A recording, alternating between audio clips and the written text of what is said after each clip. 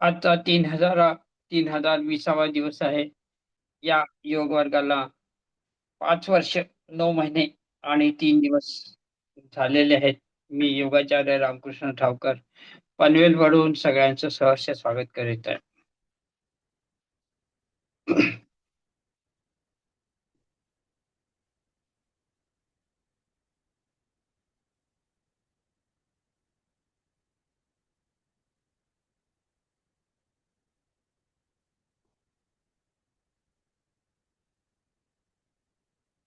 हो, ठीक.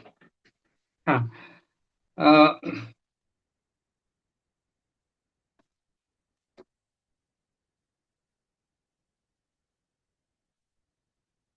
7 वाजता डिक्लेअर करा तुम्ही. ठीक आहे, त्यांचा वर्ग झाल्यावर.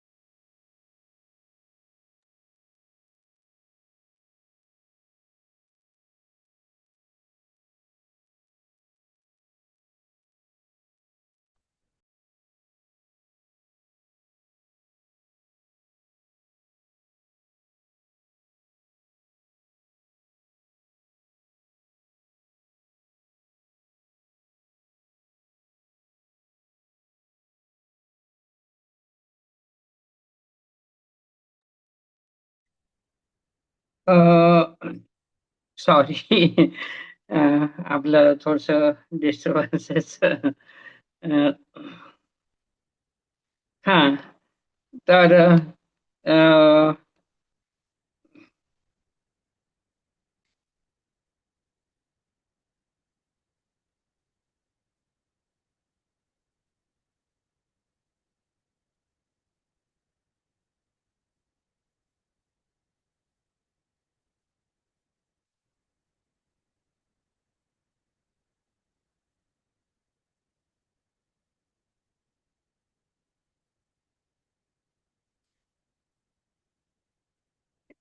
सॉरी.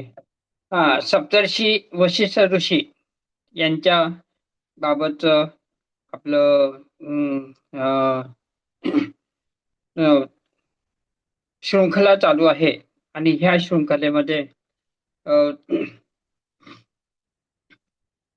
प्रश्नोत्तराचा प्रश्न चालू आहे.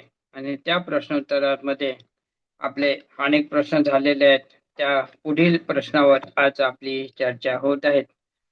अ, अ, त्यावर आमच्या अपर्णाताई परांजपे, ज्या MSc इन टेक्सटाईल आहे, MA BEd इंग्लिशमध्ये त्यांनी केलेलं आहे. त्यांनी हे ज्ञान प्राप्त झाल्यानंतर काही विद्यार्थ्यांना 12 वर्षपर्यंत शिकवलं. आणि आध्यात्मिक पिंड असल्यामुळे ते पुन्हा अध्यात्माकडे वळलेच. आणि दोन छोट्याशा पण ग्रंथाचा जन्म झालेला आहे. त्यामध्ये डिवाइन मिथ आणि अमृतगण, त्यावर सुद्धा या वर्गात अनेक वर्ग त्यांचे झालेले आहेत. ताईंनी अ, त्यांचं आध्यात्मिक ज्ञान अ, आपल्या वर्गावर वर्ग घेऊन आम्हाला त्याबद्दलची अ, नेहमी आम्हाला मार्गदर्शन केलेलं आहे. आता त्यांचा 78वा वर्ग आहे. एक एक करून 78 वर्ग त्यांचे पूर्ण झालेले आहेत. तर मी अधिक वेळ न घेता त्यांना मी प्रार्थना करतो की आजचा वर्ग त्यांनी प्रारंभ करावा. मध्यंतरी आमच्या अंजलीताई आणि सुनीताताईंचे फोन चालू होते. त्यामुळे थोडंसं मध्ये अ, अडथळा निर्माण झाला. त्याबद्दल मी सगळ्यांचं क्षमा मागतो आणि त्यांना प्रार्थना करतो की त्यांनी आपला वर्ग प्रारंभ करावा. हरिओम, हरिओम, हरिओम.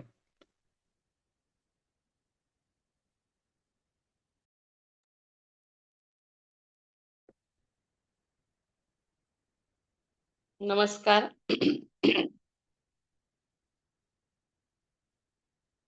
दादासाहेब टिचकुले योग वर्गामध्ये सगळ्यांना आधी सगळ्यात पहिल्यांदा नमस्कार करते आणि सगळ्यांचं अभिनंदन करते की अतिशय सुंदर पद्धतीने आपण होळीचा सण साजरा केला. करता आला नाही कारण की आपला चंद्रग्रहण असल्यामुळे हा तसा कुयोग म्हटला जातो. मग ते सगळं पार करत असताना मनामध्ये इतका गोंधळ होता, इतका गोंधळ आणि त्यानंतर दुसऱ्या दिवशी आलेली रंगपंचमी मला वाटतं फक्त लहान मुलांनीच साजरी केली. कारण लहान मुलांच्या व्यतिरिक्त कोणी केलं नसेल कारण सगळ्यांच्या मनामध्ये सध्या इतका गोंधळ चाललाय, की त्या गोंधळाचं असं वाटतं हे धार्मिक महत्त्व आहे की नाही? इथपर्यंत आपण आता असं झालंय, की हा सण मानायचा की नाही? कसा मानायचा? कोणत्याही सणावरती आपल्या मनामध्ये इतक्या शंका निर्माण झाल्यात, की हे सत्य आहे की नाही? पण आपण जर ह्याचा संयुक्तिक अर्थ घेतला तर ते होळीच्या दहनामध्ये नकारात्मक विचार जाळणे हे तर आहेच, की आपल्या मनामध्ये जे नकारात्मक विचार असतात, त्या नकारात्मक विचारांचं दहन करायचं आहे त्यांच्या समोर उभं राहून अग्नीच्या साक्षीने. हा तर त्याचा विचार आहे. पण ते वैयक्तिक झालं. तर वैयक्तिक झाल्यानंतर त्यांनी त्याचं महत्त्व सांगितलंय, की पंचमहाभूत त्या ठिकाणी आकर्षित होतात आणि त्या सगळ्यांचा फायदा आपल्याला होतो, असं शास्त्र संकेत आहे. मग अग्नितत्व तर जागृत होतं. त्या अग्नितत्वाने कोणतीही गोष्ट अग्नीच्या साक्षीने केली, तर त्या गोष्टीचं तत्व नकारात्मक तत्व जळतं आणि तेजतत्व आपल्या जीवनामध्ये प्रभावित होतं. हा अनुभव आहे. त्यानंतर दुसरं जे पृथ्वी तत्व आहे, त्या जाळलेल्या गोष्टीतून नकारात्मक गोष्टींची राख दुसऱ्या दिवशी तयार होते आणि राख अर्थातच जमिनीवर असते. राख अर्थातच जमिनीवर असते. त्याच्यामुळे दुसऱ्या दिवशी असतं धुलीवंदन. म्हणजे पंचमहाभूतांमध्ये अग्नीच्या साक्षीने जे काही आपल्याला प्राप्त झालं, ते तेजतत्व प्राप्त झालं. आणि तेजतत्व प्राप्त झाल्यानंतर आपल्यामधल्या नकारात्मक गोष्टी सगळ्या निघून गेल्या. हे आता एक फक्त शास्त्रीय कारण सांगते. त्याचा शास्त्रीय आधार पण देते. आणि ते नकारात्मक तत्व निघून गेल्यानंतर जे तेजतत्व उरतं, त्या तेजतत्वानी आपण जर पृथ्वीला नमन केलं, त्या पृथ्वी तत्वापासून सुद्धा येणारे सकारात्मक परिणाम किंवा तेज आपल्याला प्राप्त होतं. असा शास्त्र संकेत आहे. हे वैयक्तिकसाठी तरी आपण अनुभव घेऊ शकतो. पण वैयक्तिक अनुभव का घेऊ शकत नाही? कारण की आपलं मन गोंधळलेलं आहे. सध्या राजकीय परिस्थिती आणि एकूणच समाजाची परिस्थिती बिकट आहे आणि खरंच त्या ठिकाणी नुसत्या गोड-गोड गोष्टी करण्यात अर्थ नाही. मग असं गोड-गोड गोष्टी एकीकडे असं वाटतं 1 तास बरं आहे. 1 तासानंतर तर आमचा गोंधळ सगळा तसाच आहे. कारण सगळीकडे अत्याचार दिसतोय. मग अत्याचार दिसतो, असत्य दिसतं आणि आपण सत्यावरती किती वेळ टिकणार? या सगळ्या गोष्टी मनात वैयक्तिक चालूच असतात. मग त्यामुळे त्याचाही उपाय संवत्सराच्या दृष्टीने काय विचार आहे तो तो सांगते.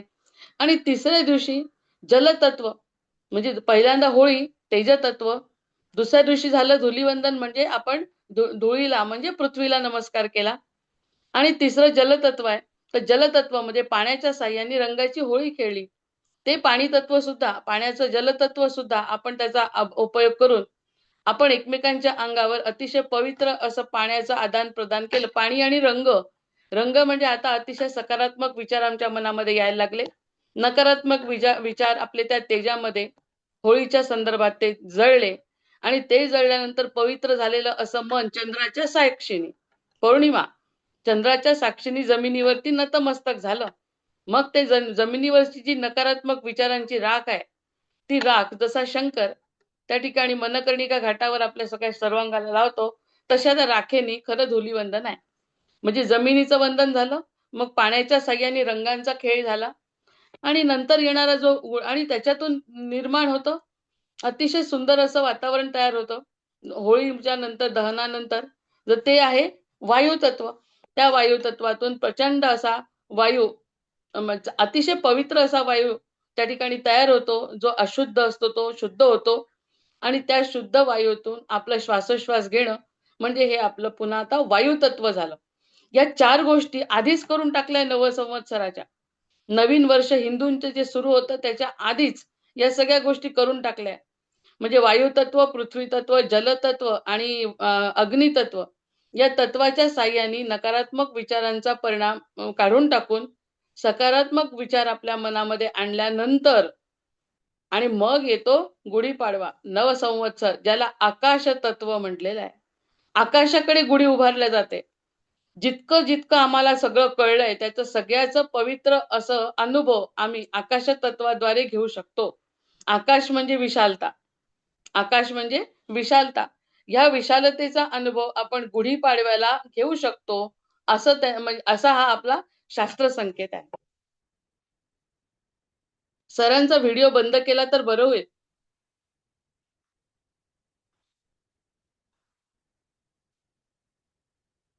हा जो 4 प्रकार म्हणजे शास्त्र किती उन्नत होतं. सुरुवातीपासून जेवढा कोणता नकारात्मक असेल ती नकारात्मकता कमी करणे होळीच्या साह्याने, तेजतत्व आपल्या अंगीकारणे, पृथ्वीला नमस्कार करणे. त्यानंतर आपल्याला सांगितलं श्वास म्हणजे वायू अतिशय पवित्र होतो या सगळ्या अतिशय चांगल्या होली दहनानंतर आणि त्यानंतर आपलं मन जे स्थिर झालंय, पवित्र झालंय, ज्या चांगल्या गोष्टी आपल्याजवळ आहे त्या आकाश तत्वाच्या साह्याने आपण त्याचा अनुभव घ्यायचा आणि अनुभवावरच वेदांत आहे.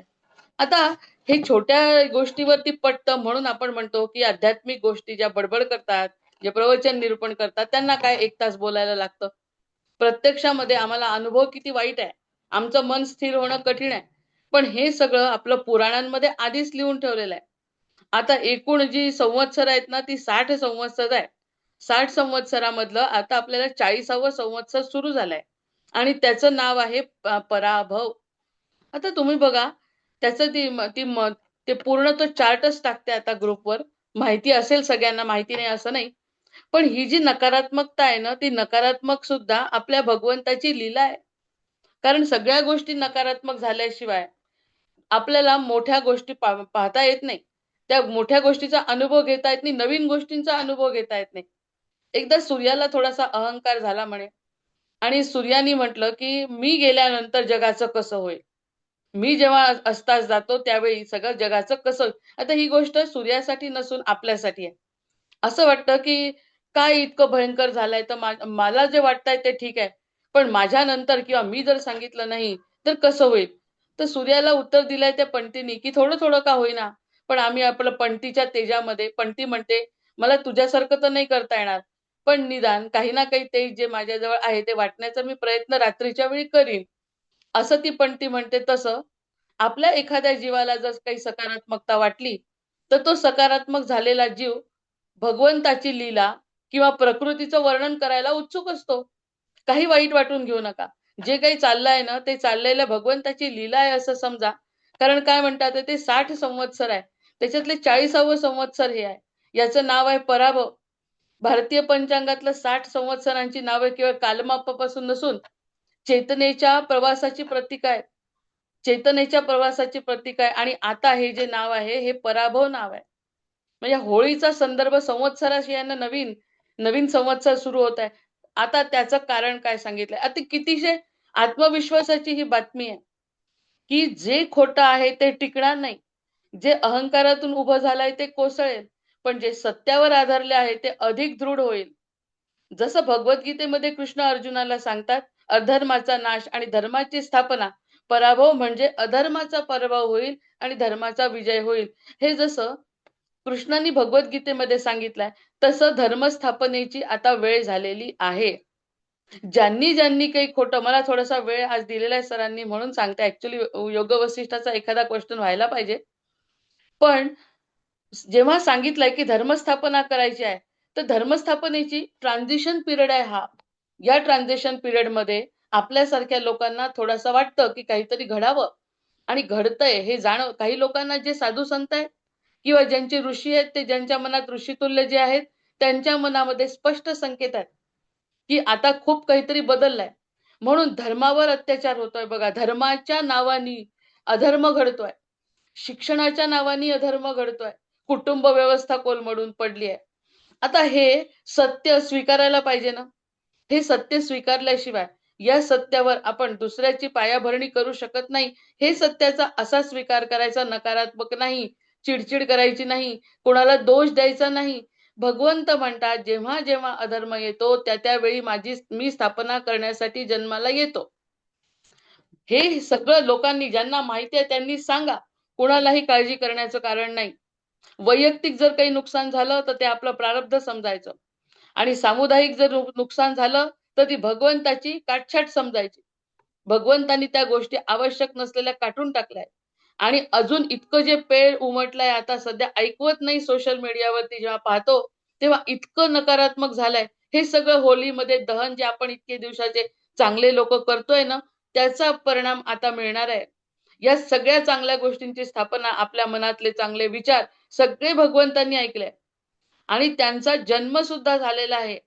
त्यांचा जन्म सुद्धा आपापल्या हृदयामध्ये जे काही अतिशय आनंदाचं तत्व किंवा सकारात्मक विचार किंवा सच्चरण करण्याची, धर्म स्थापन करण्याची इच्छा करू काही शकत नाही आपण. ती ड्युटी आहे. पण त्या ड्युटी म्हणजे पणती, त्या पणती सूर्याच्या समोर काही करू शकत नाही, पण सूर्याला म्हणू तरी शकते कमीत कमी.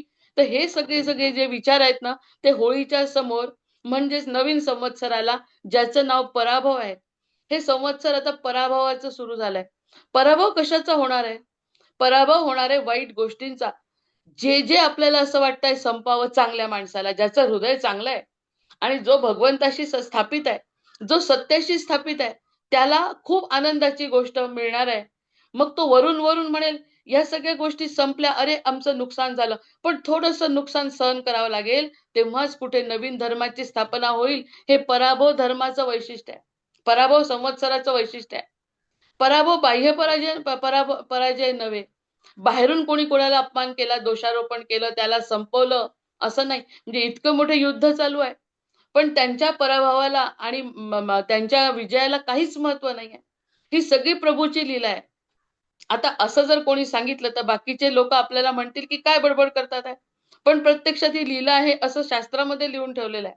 त्यामुळे आपल्याला ज्याची काळजी वाटते, घरात नुकसान झालं काळजी करू नका, बाहेर नुकसान झालं काही काळजी करू नका, एकत्रित नुकसान झालं काळजी करू नका. आपापल्या प्रारब्धाप्रमाणे everything falls in the proper place. आपल्या व्यवस्थित जागी सगळ्याजणी उभ्या आहेत. सगळ्या वस्तू ज्याच्या प्रारब्धात जे आहे तसं येणार आहे. पण ज्यांनी सत्याची स्थापना करण्यासाठी कणभर जरी प्रयत्न केले तर त्या सगळ्या कणभर केलेल्या प्रयत्न चिरंजीवांच्या, सप्त चिरंजीव ऐकलेला आहे आणि त्या सप्त चिरंजीवांनी आपल्या कल्की अवतारापर्यंत भगवान विष्णूपर्यंत पोहोचवलाय आणि विष्णूचा स्वतः असा अवतार होणार आहे की या सगळ्या गोष्टी संपणार आहे. ह्या गोष्टी संपणार आहे म्हटल्यावर मग आपल्याला खूप काही संपलेलं बघावं लागणार आहे. जर आपल्या घरामध्ये आपल्या स्वतःच्या देहाचा विचार केला तर देहामधला काम, क्रोध, मद, मत्सर हे जर संपले तर वाईट काय? ते संपल्याच्या शिवाय तुम्हाला आत्मिक उन्नती प्राप्त होणार नाही. हे देहाचं वैशिष्ट्य आहे. तसं समाजामध्ये जे जे काही निरुपयोगी आहे ते तुम्हाला पाहिजे असो की तुम्हाला वाटो किंवा न वाटो, तुम्हाला वाटलं काय आणि न वाटलं काय काही फरक पडणार नाही. देवाला वाटलंय ना आणि इतके दिवसाचं पेरलंय ना ते उगवणार आहे, असं हे 40वा संवत्सर आहे. म्हणजे नुसत्या होळी पूजनाने जो आनंद मिळत नाही याचं कारण हे आहे. कारण इतकी तळमळ आहे प्रत्येकाच्या मनामध्ये की असं करून मला काहीच सुख मिळत नाही, उलट मला ह्या सगळ्या गोष्टी सोडाव्या लागतात आहे. आणि सोडणं हे ज्याचा मनाला ज्याचा त्रास होतो ना त्याला नवीन काही आपल्या मनामध्ये उत्पन्न होऊ शकणार नाही याची भगवंतानीच काळजी घेतलेली आहे. त्यामुळे जो मनाने आहे त्या परिस्थितीमध्ये शरण जाईल आणि म्हणेल की मी माझं उत्तम काम करणार आहे, मला जे वाटतं ते उत्तम, मी खूप सकारात्मक आहे आणि माझा तुझ्यावरती विश्वास आहे, हे तेजाच्या समोर होळीमध्ये नकारात्मक विचार टाकून जर सकारात्मक आपण त्याला प्रॉमिस केलं, तर आपल्याद्वारे सुद्धा भगवंत आपल्याला सुद्धा निवडू शकतो. आपल्याला सुद्धा निवडू शकतो जो जो काही प्रामाणिक आहे. आता आपल्याजवळ प्रामाणिक लोक किती आहेत? या या आपण या समूह सकाळच्या समूहामध्ये आपण बघतो किती प्रामाणिकपणे सगळ्यांचे प्रयत्न सुरू आहे. प्रयत्न म्हणण्यापेक्षा आपले आपले भावना विष्कार जे सुरू आहे ते सगळ्याची नोंद घेतली जाते म्हणे या पराभव संवत्सरामध्ये.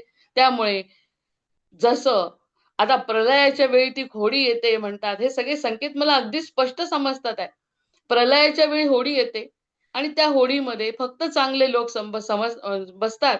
जे पुण्यात्मे आहेत ते बसतात आणि ऋषीमुनी असतात आणि जे जे काही सत्यासाठी स्थापना करण्यासाठी उत्सुक आहेत ते सगळे त्याच्यामध्ये बसतात. अशी ती नाव म्हणजे एवढ्या मोठ्या मोठ्या ब्रह्मांडामधून काही विशिष्ट लोकच भगवंत उचलतो आणि ते बीज रूपाने आपल्याजवळ घेऊन जातो आणि तेच बीज पुढच्या संवत्सरामध्ये संवत्सर म्हणजे पूर्ण प्रलयानंतर म्हणते असं जी संकल्पना पुराणामध्ये आहे तशी आताची संकल्पना आहे. कल्कीचा अवतार झालेला आहे. सप्त चिरंजीव त्यासाठीच आहेत आणि आपण जे जे काही सत्य संकल्प करू त्या सत्य संकल्पांना परिणाम देण्याचं काम हे आपल्याला सप्त चिरंजीव करतात आहे आणि जो कल्की अवतार होणार आहे त्या तिथपर्यंत ते पोहोचवणार आहे. त्यामुळे आपल्याला कोणत्याही गोष्टीची घाबरायची गरज नाही. जसं एक उदाहरण आहे त्यासाठी, समोरून एखादा वकील एखादा पोलीस येतोय, हातामध्ये शस्त्र आहे आणि डोळे त्याचे गरम झालेले, डोळे असे लाल लाल झाले, तो जरी माझ्या समोरून आला तरीही मला त्याचं काहीच वाटत नाही, कारण की मी काही केलंच नाही. आणि तेच जर काही केलं असेल, एखादी चूक असेल आणि अशा प्रकारची नुसत्या त्या रंगाचे कपडे घातलेली व्यक्ती जरी समोर आली तर हा व्यक्ती घाबरतो की नाही? घाबरणारच आहे. कारण नकारात्मकता त्याच्या मनामध्ये आहे, त्याचे दुष्कृत्य त्याच्या समोर आहे. शनी महाराज कशासाठी बसलेत? तर हा जर मला पोलीस दिसला, अगदी त्याच्या समोर त्यांनी मला त्याच्या गाडीतही बसवलं आणि त्यांनी म्हटलं की जेलच्या रस्त्याने आपण जातोय, तरीही मनात भीती असेल का? हा आपला संस्कृती आपला आत्ताचा अनुभव आपण घेऊ शकतो. एखाद्याने पकडलं, पकडून जेलच्या समोरच्या रस्त्याने नेलं, तोपर्यंतही आपला विश्वास अढळ आहे आणि एक दिवस एकदम जेलच्या समोर आल्यानंतर त्यांनी आपल्याला उतरवून दिलं. काय फरक पडला? नेलं त्यांनी म्हटलं तुमचा काही संबंध नव्हता. कारण आहे ना, याचं कारण आहे ही नकारात्मकता माझ्यामध्ये नाहीच आहे. मी काही केलेलंच नाहीये आणि मी भगवंताला जर शरण आहे, तर मला ह्या गोष्टी घडूच शकत नाहीत माझ्यावरती. घडत असतील तर काही वेळाने त्या सुटतील आणि मला निवडलाय असंच मी ठरवेन. इतका विश्वास म्हणजे हा जो आत्मविश्वास आहे ना, तो कल्कीचा अवतार झालाय. मी जे तुम्हाला आपण बोललो, की अवतार झाला म्हणजे कुठेतरी दिसेल, तो संबळ प्रांतामध्ये येईल समोर. पण आपल्या अंगातला जो कण आहे, सद्गुण, तो सगळा तो शोषून घेणार आहे. आणि तो शोषून घेतल्यानंतर आपला सुद्धा कण त्याच्यामध्ये दिसणार आहे आणि अशा प्रकारे तो अवतार होणार आहे. मग आता पराभव 60 संवत्सराच्या चक्रामधील हा जो पराभव आहे ना, ते 40व वर्ष आहे. अक्षय हे 60व्या त्याचं शेवटचं अक्षय. ह्या संवत्सराचं शेवटचं जे संवत्सर आहे ते नाव आहे त्याचं अक्षय. म्हणजे हे जे पराभव आहे ना, आता जो पराभव संवत्सर सुरू झालाय, त्या पराभव पासून तर अक्षयपर्यंत अजून 20 संवत्सर जायचे आहेत. काळजी करायचं काही कारण आहे का? आता ते 20 संवत्सर लवकर गेली तर लवकर दिवस जातील, उशिरा गेली तर उशीर लागेल. पण आपल्याला 20 संवत्सर अजून भीती नाहीये. 20 संवत्सर. मग हे संवत्सर म्हटलं 20 संवत्सरांपर्यंत कोणाला भीती नाही असं आणि शेवटचं अक्षय आहे हे निश्चित आहे. जर सुरुवात जन्म ठरलाय तर मृत्यू ठरलाय. मग मध्ये काय करायचं हा फक्त गोंधळ आहे ना. ते अक्षय नाव आहे त्याचं. अक्षय म्हणजे कधीही खंड न पडणारं. म्हणजे अक्षय संवत्सर आलं की इथले सगळे चांगले लोक वर जातील, प्रलय होईल आणि पुन्हा आपल्या सत्ययुगाची निर्मिती होईल. इथपर्यंत ते अक्षय आहे. सध्या पराभव सुरू आहे. मग पराभवानंतर अक्षयपर्यंत अजून 20 संवत्सर येतात. नावं सुद्धा फार गोड आहे. त्याच्या नावानी सुद्धा, त्याच्या स्मरणाने सुद्धा आपल्याला स्वतःला शांत वाटतं. कारण खूप मोठी काहीतरी दैवी योजना सुरू आहे. खूप मोठी दैवी योजना सुरू आहे आणि जे सुरूच होती आतापर्यंत. पण जोपर्यंत काही चुकीचं समोर येत नाही ना, तोपर्यंत आपल्या ते लक्षात येत नाही. आपला पाय मोडल्यावर लक्षात येतं, की आपल्या पायाची काय किंमत आहे.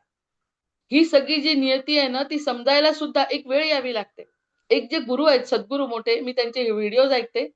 त्या ठिकाणी ते सांगतात, मला स्पष्ट दिसतंय सगळं. आधीच दिसत होतं 10 वर्षापूर्वी, पण मी सांगू शकलो नाही. सांगितलं असतं तर माझ्यावरती विश्वास राहिला नसता. त्यामुळे आता ती गोष्ट घडली आणि सगळीकडून जेव्हा गोंधळ झाला, तेव्हा ती व्यक्ती बोलायला सुरुवात करते. मग ते बोललेलं आता आपल्यासारख्यांना पटतं. म्हणजे जे त्यांच्या वृत्तीचे त्यांच्या समोर ते गोष्ट येते आणि ते समजल्यावर आपण सुद्धा अंतर्बाह्य तेजस्वी होतो. मग तेच होळीचं वैशिष्ट्य आहे. नकारात्मक विचार जाऊन मग तसं जर म्हटलं असतं नुसतं होळीच्या समोर बसायचं आणि माझे नकारात्मक विचार गेले असते, तर गेले असते का? मनात तर खूप गोंधळ आहे. हे वाईट, ते वाईट, ते वाईट, ते वाईट. माझ्या स्वतःमध्ये सगळं वाईट, तर होळीचा उपयोग काय?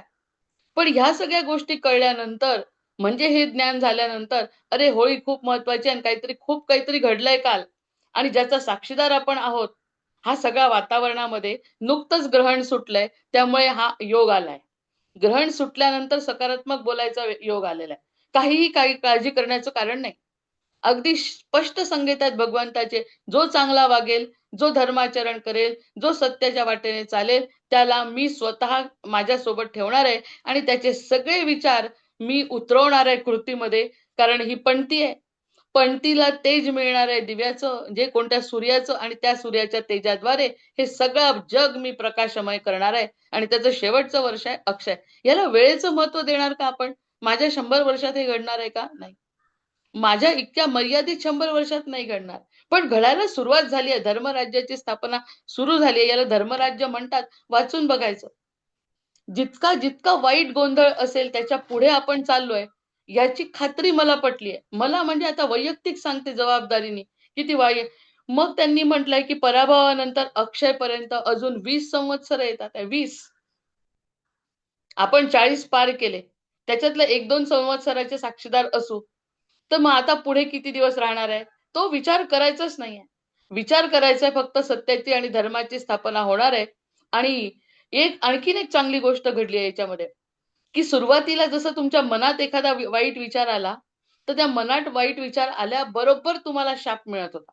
मनातल्या विचारांनी सुद्धा शाप मिळत होता. इतकं ते असं युग होतं, की ज्या ठिकाणी मनात काही आलं तरी तुम्हाला शाप मिळत होता. मनात काही चांगलं घडलं तर तुम्हाला काही उशाप मिळत नव्हता, पण वाईट. आता तुमच्या मनात कितीही वाईट आलं, मनात कितीही वाईट आलं, दुसऱ्याचा अगदी मृत्यू यावा असं जरी तुम्हाला वाटलं तरी सुद्धा क्षमा आहे. केव्हा? तुमच्या मनातलं सगळं जाळून टाकणार ही होळी मनात येऊ शकतं. जेलसी आहे, क्रोध आहे, हे जोपर्यंत कमी होत नाही, नुसतं होळीसमोर उभं राहून सुद्धा होत नाही. तर जर तुमच्या मनात येत असेल तर ते मनाला दोष नाही. जय जय रघुवीर समर्थ. ज्या मनाला दोष बिलकुल काढून टाकला या पराभव संवत्सरामध्ये, मनाचा दोष नाही. तुम्ही प्रत्यक्ष जर कृती केली असेल एखादी वाईट, तर बाकी त्याचा दोष तुम्हाला भोगावा लागणार आहे, जेलमध्ये जावं लागणार. पण मनाने केलेल्या कृतीला चांगलं असेल तर तुम्ही तुमचा स्वतःचा अनुभव घ्याल आणि मनाने इतरांचं वाईट चिंतलं असेल तर तुमचं काहीही नुकसान होणार नाही, त्या व्यक्तीचंही काही नुकसान होणार नाही. कारण ते तुमचा तो संबंध संपलेला आहे मनाचा. मन तिथपर्यंत पोहोचू शकत नाही. पण हृदय पोहोचू शकतं, हा किती चांगला फायदा आहे. मग हे कळल्यानंतर हे जे पुढचे 20 संवत्सर आहे, ते जगत असताना माणसानी पाऊल कसं टाकलं पाहिजे, या सगळ्या संबंधांचे शास्त्रीय अर्थ कसे काढले पाहिजे, आणि हे सगळे शास्त्रीय अर्थ निघाल्यावर त्या प्रत्येक गोष्टीप्रमाणे आपलं खाणं, पिणं, वागणं, विचारसरणी आणि सगळी उपासना असलीच पाहिजे. त्याला काही पर्याय नाही. आणि नाही तर नाही केलं तर तुम्हाला मरायचं आहे. आणि मरण म्हणजे असं धोकादायक मरण आहे, की त्या मरणाला तुम्ही असं पण म्हणू शकत नाही, की देह सुटला, असं पण नाही. की जे अगदी वाईट पद्धतीने तुम्हाला त्रास होईल, नरक यातना भोगाव्या लागतील. अशी जर भीती घातली तर माणसं सरळ वागायचा प्रयत्न करतील ना. तर ही जी नरक वासना भोगणार आहे जो, तो पराभव संवत्सराचा साक्षीदार आहे. आणि म्हणून म्हणजे किती उत्तम सुवर्ण युगात आपण आहोत. सुवर्ण युगामध्ये आहोत ज्याचं नाव पराभव. आता त्याचा क्रम बघा कसा आहे. त्याचा क्रम आहे प्लवंग, कीलक, सौम्य, साधारण, विरोधीकृत, परिधावी, प्रमादीच, आनंद, राक्षस, नल, पिंगळ, कालयुक्ती, सिद्धार्थी, रौद्र, दुर्मती, दुंदुभी, रुधिरोद्गारी, रक्ताक्षी, क्रोधन आणि अक्षय. असे त्या या गोष्टीचे नाव आहेत. आता या सगळ्या गोष्टींच्या नावाचा अर्थ सुद्धा सांगू शकते. जसा पराभवचा अर्थ सांगितला, पण त्याची सध्या वेळ नाही. आपण पराभव संवत्सरात आहे, तर आपण एकेका संवत्सरावर दरवर्षी होळीला बोलायचं, की ह्या संवत्सरामध्ये काय फरक पडणार आहे. मग ह्या सगळ्या गोष्टीचं वैशिष्ट्य आहे. आणि पराभव झाल्यासारखा वाटतो की नाही प्रत्येकाला बघा. प्रूफची गरजच नाहीये. इतकं त्रिकालाबाधित सत्य उघड करून ठेवलंय भगवंतांनी. प्रत्येकाला ज्ञान आहे आता. ज्ञान नाही असा व्यक्ती फार दुर्मिळ आहे. पूर्वीच्या काळी म्हणत होते की कोकिळा बाहेर येत नाही. कोकिळा बाहेर येत नाही, जी कधी कोणाला दिसत नाही. कारण कोकिळेचा नुसता आवाज ऐकू येतो. प्रत्यक्षात कोकिळा सुद्धा आपल्या समोर येऊन बसते. अगदी घरात येते आता. मग इतकं त्याच्यामध्ये बदल झालेला आहे. हे दिसतंय निसर्गामध्ये बदल झालाय, म्हणजे तसं ज्ञान सुद्धा सर्वत्र झालेलं आहे. पण त्या ज्ञानाचा उपयोग जो करेल ना, त्याला मी उचलतो.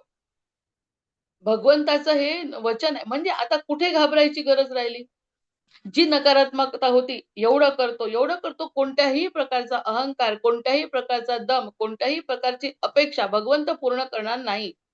सगळ्या अपेक्षांचं दहन जर तुम्ही केलं, हा माझ्यासाठी संदेश आहे बरं, बाकी कोणाला देत नाही. जे वाचते, कारण सरांनी मला सांगितलं होळीवरती बोला, तर त्या होळीचा संवत्सराशी संबंध आहे ना.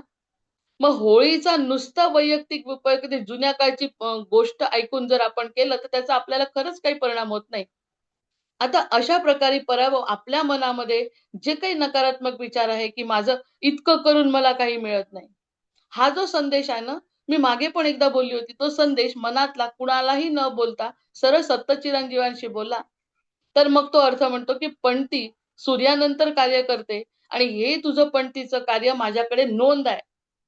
सप्तचिरंजीव म्हणतात नोंद आहे, कारण बोललोच त्याच्याशी आहे. म्हणजे आमच्यामधला नकारात्मकता काढण्याचं काम प्रत्यक्ष सप्तचिरंजीव करतात आहे. आपण बोलो किंवा न बोलो, शब्द वापरो किंवा न वापरो, आपल्या मनातला सत्य संकल्प नारायणापर्यंत पोहोचतो. हे पराभवाचं वैशिष्ट्य आहे. मग पराभव कशाचा झाला याच्यावरती आपल्यासारखे विद्वान किंवा आपल्यासारखे विचार करणारे लोक निश्चित विचार करतील, कशाचा पराभव झाला. आता तर युद्ध पेटलंय. मग युद्ध पेटलं हा छोटासा विचार न करता, त्या युद्ध पेटण्याने महाभारत घडलं तेव्हा किती नुकसान झालं. महाभारतामध्ये किती नुकसान, याचा अर्थ जे गेले त्याबद्दल वाईट नाही. त्याच्याबद्दल अगदी वाईट वाटतच आहे प्रत्येकाला. पण ते होणं आवश्यक आहे, अटळ आहे. चांगल्या कर्मासाठी एखादी अशी गोष्ट घडणं आवश्यक आहे, असा मोठा विचार. मग अर्जुनाला वाटत होतं की युद्ध होऊ नये, पण भगवंतांनी केलं. किती लोकांचा, किती बाया विधवा झाल्या, वर्णसंकर झाला, हे सगळे त्याचे दुष्परिणाम आहेतच युद्धाचे. पण युद्ध होणं का आवश्यक आहे? त्याशिवाय धर्मस्थापना होत नाही. जगद्गुरु ज्या ठिकाणी सापडले, आता जगद्गुरु ह्या भानगडीमध्ये हे धर्म सांगतोय संवत्सर, की असं असं संवत्सर बदलत आहे, धर्म सांगतोय. आणि धर्माचार्य या गोष्टीत अडकले. ह्याचा साधा अर्थ आपण काढू शकतो का? त्या धर्माचार्य अडकले आणि त्यांच्यावरचा जर दोष सिद्ध झाला, तर ते धर्मासाठी किती वाईट आहे. म्हणजे ते सिद्ध होणं आवश्यक आहे. आणि जर सिद्ध झालं नाही, तर राजकारण किती वाईट आहे हेही सिद्ध होणार आहे. म्हणजे गोष्टी अशा वर गेल्या आहेत, की त्या ठिकाणी काही ना काही तर घडणार आहे. आता धर्माचार्य उत्तम असतील तर त्यांना शनी न्याय देईल, आणि धर्माचार्य जर चुकले असतील तर त्यांचा शनी खात्मा करून एका धर्माची स्थापना करेल, की असं चुकतंय या ठिकाणी तुम्ही जाऊ नका. म्हणजे धर्माचा सर्वोच्च बिंदू म्हणजे धर्माचार्य, धर्माचा सर्वोच्च बिंदू म्हणजे धर्माचार्य शंकराचार्य. आणि शंकराचार्यांवर आरोप येणे ही परिस्थिती साधी नाही. तो चांगला आहे, वाईट आहे असं माझं म्हणणं नाही, कारण आपला त्याच्यावरचा अभ्यासच नाही. शनी सारखा आणि सप्तचिरंजीवांसारखा अभ्यास आपला नाही. पण भगवंताची ही जी लीला आहे, ती लीला सांगते, एक तर धर्माचार्य सिद्ध झाले तर त्यांना मान द्या, हे सिद्ध होईल. आणि जर जे सिद्ध झाले नाही, तर धर्म किती महत्वाचा आहे हेही सिद्ध होईल. राजकारण्यांना मान देऊ नका, हे सिद्ध होईल. म्हणजे दोन पैकी एक घटना निश्चित होणार आहे. धर्माचार्यांना पकडले.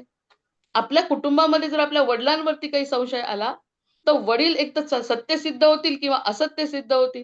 असत्य झाले तर त्यांचं अस्तित्व आमच्या जीवनातलं संपेल, आणि सत्य सिद्ध झाले तर त्यांच्यासारखं कोणी नाही, म्हणून कुटुंब त्यांच्या मागे लागेल. या दोन गोष्टी होण्यासाठी होळी होणं आवश्यक आहे, पराभव होणं आवश्यक आहे कशाचा तरी. आणि तो आम्ही नाही करू शकत.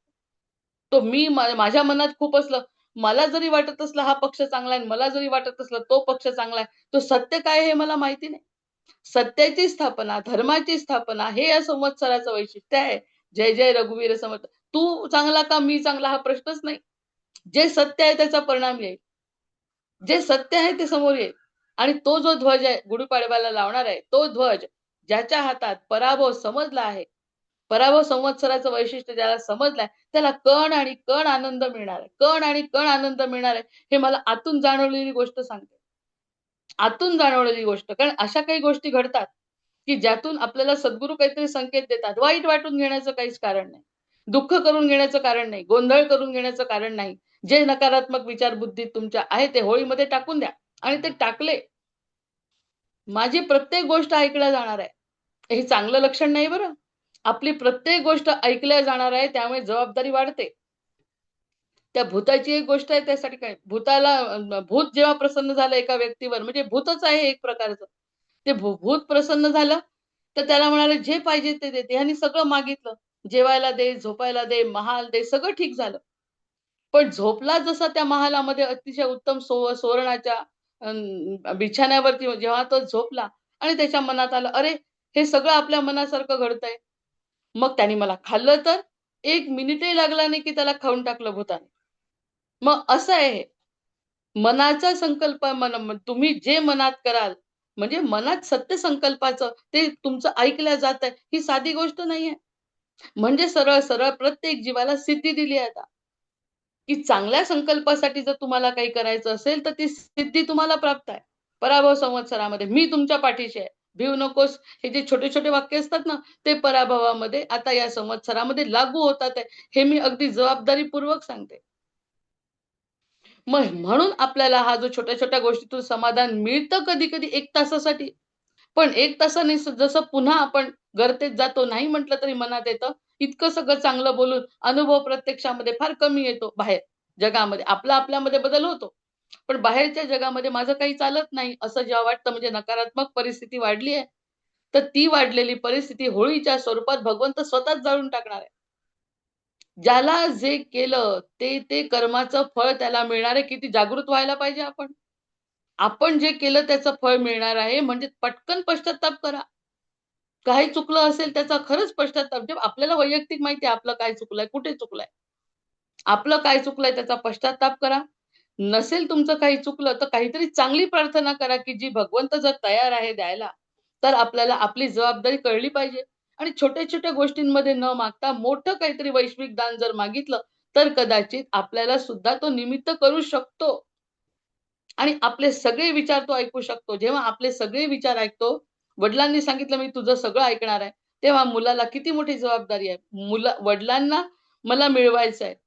देवाला मला मिळवायचं आहे. देवानी मला आशीर्वाद दिलेला आहे, तर तो कसा वापरला पाहिजे मी? नाहीतर कितीतरी असे उदाहरण आहेत, की देवाने आशीर्वाद दिला आणि त्यांनी स्वतः जगाचं नुकसान केलं म्हणून देवासुर संग्राम झालेला आहे. प्रत्येक वेळी देवासुर संग्राम म्हणजे देव आपल्याला देतो. पण जे असुर असतात ते उपयोग करून घेत नाही आणि सुर जे असतात ते त्याचा उपयोग करून घेतात. म्हणजे या पराभव संवत्सरामध्ये सगळ्यात पहिली जबाबदारी तर आपली आहे. हे जाणवलं ज्यांना, ज्यांना हे कळलं, ज्यांना हे ज्ञान झालं ते तरले. इतकं मौल्यवान हे यावेळेसचं संवत्सर आहे आणि नावही इतकं म्हणून 2010 पासून या गोष्टीची वाट बघत होती.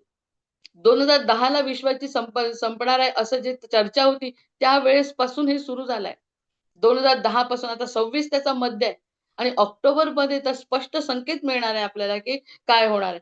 हे सांगत असताना धर्मग्रंथ वाचतोच आहे आपण. पण धर्मग्रंथ वाचत असताना ह्या सगळ्या सत्याची कल्पना मोठ्या लेव्हलवर सांगणं खूप आवश्यक आहे. मग आपण म्हणतो ना प्रकृतीचा खेळ कळावा. आत्मसाक्षात्कार व्हावा, प्रकृतीचा खेळ कळावा. हा जो मंत्र आहे, तो प्रकृतीचा खेळ करण्यासाठी हे संवत्सर खूप आवश्यक आहे. मग याला ट्रान्झिशन पिरियड म्हणतात. शास्त्रानुसार जेव्हा एखादा संवत्सर किंवा युग बदलतं, तेव्हा 2 आयामांमधला पडदा म्हणजे वेल पातळ होतो. पातळ झालाय सध्या. तुम्हाला थोडासा विचार मी की नाही एकटी नाही करत. सगळ्यांनी विचार करायला पाहिजे, की खूप काहीतरी चांगलं करायचं आणि खूप काहीतरी वाईट घडतंय. अशी परिस्थिती आहे. खूपच काहीतरी वाईट घडतंय आणि खूप काहीतरी चांगलं. पहिल्यांदा असं वाटतच नव्हतं. मी म्हणीन ते खरं, असा हा 25 वर्षापूर्वीचा काळ होता. प्रत्येकाला असं वाटत होतं. घरात कुटुंब व्यवस्था असो किंवा राष्ट्रीय स्तरावरती असो, आम्ही म्हणू ते योग्य आहे. पण आम्ही म्हणू ते योग्य असणाऱ्यांना 10 वर्षाचं शासन मिळाल्यावर सुद्धा ते करू शकले नाही योग्य. यावरून आपली परिस्थिती कळते काय आहे. ते योग्य नाही करू शकले. अहंकारच त्या ठिकाणी पुन्हा कुठेतरी काहीतरी पुढे आला.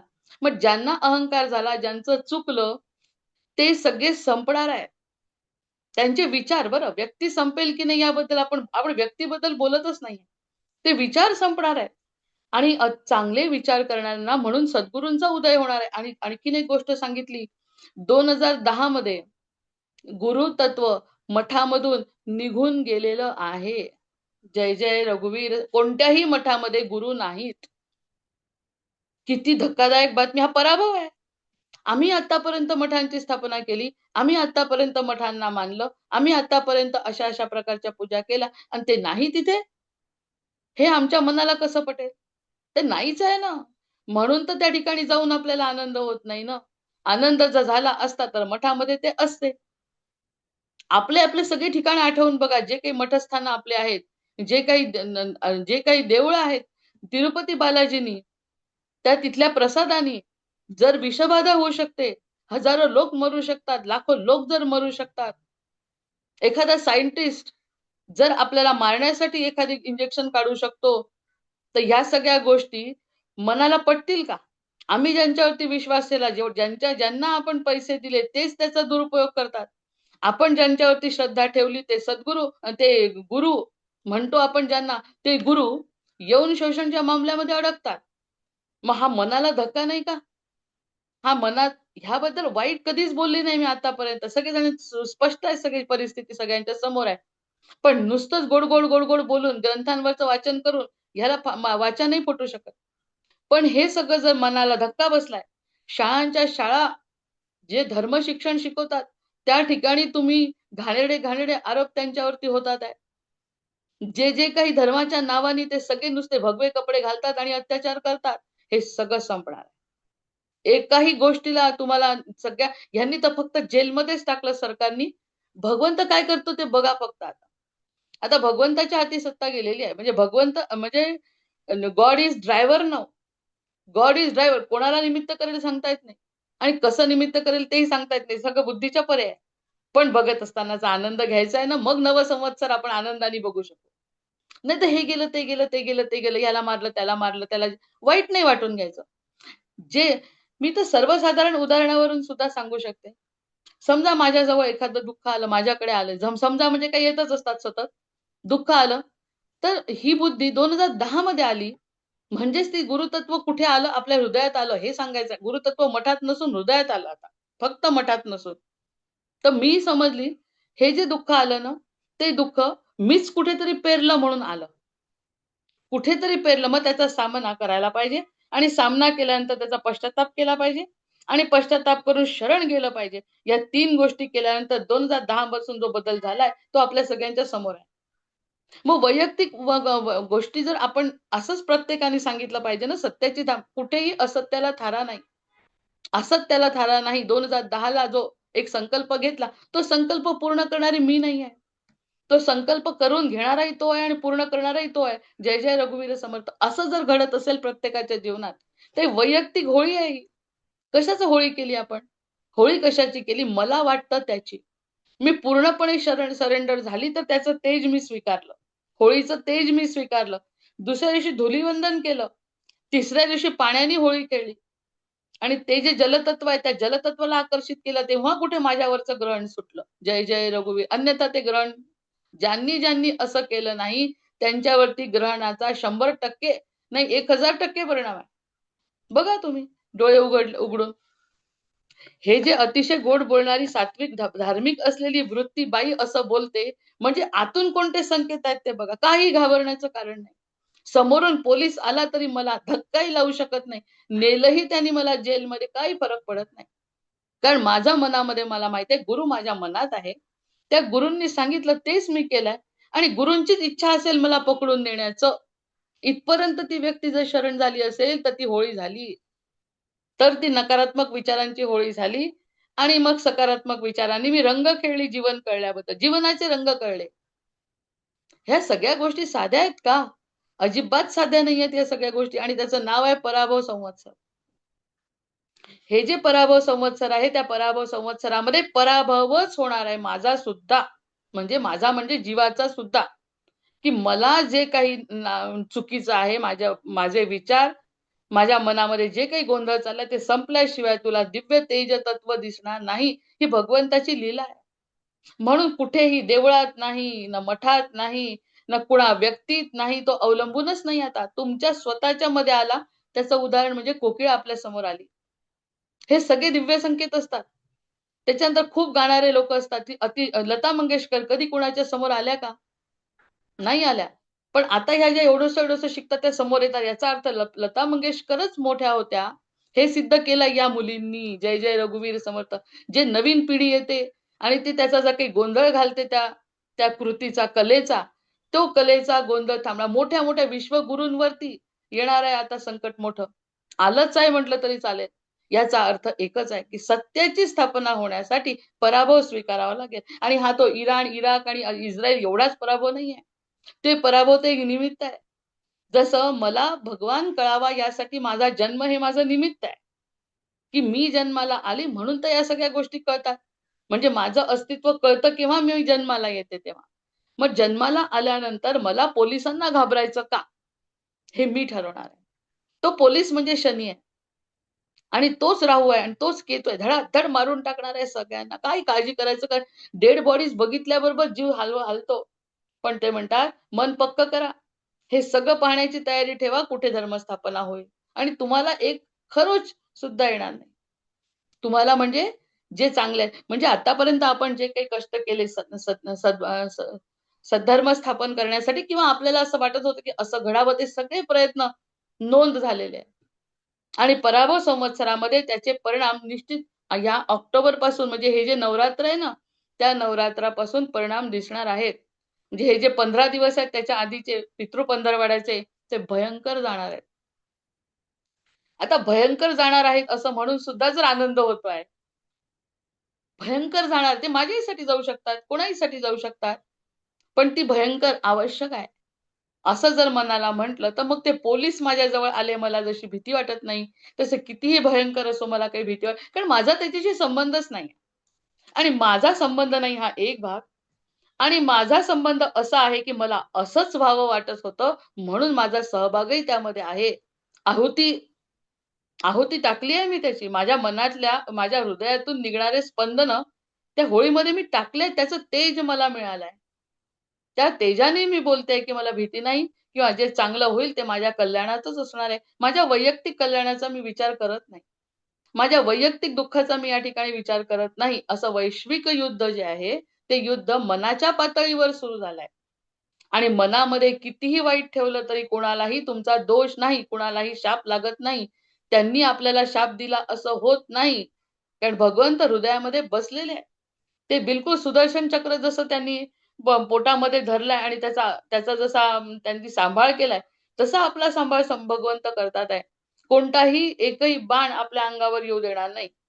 पण त्यासाठी अट हीच आहे, जबाबदारी हीच आहे. मग त्यांनी म्हटलं हा जो थर आहे ना, तो पातळ झालाय की नाही, या 2 संवत्सरांचं मिलन, या 1 संवत्सर कठीण निघून दुसऱ्या संवत्सर जेव्हा येतं तेव्हा तो मधला काळ आहे तो पातळ, ज्याला व्हेल म्हणतात. पातळ पातळ असा जो थरा आहे, त्या ठिकाणी खरं म्हणजे जास्त गोंधळ आहे. सांगणारे लोक असे पाहिजे. असे कितीतरी गुरु YouTubeवर आलेले की जे समजावून सांगतात की घाबरायचं काही कारण नाहीये. मग ते सिद्ध प्रजापतींचे पृथ्वीवर आगमन.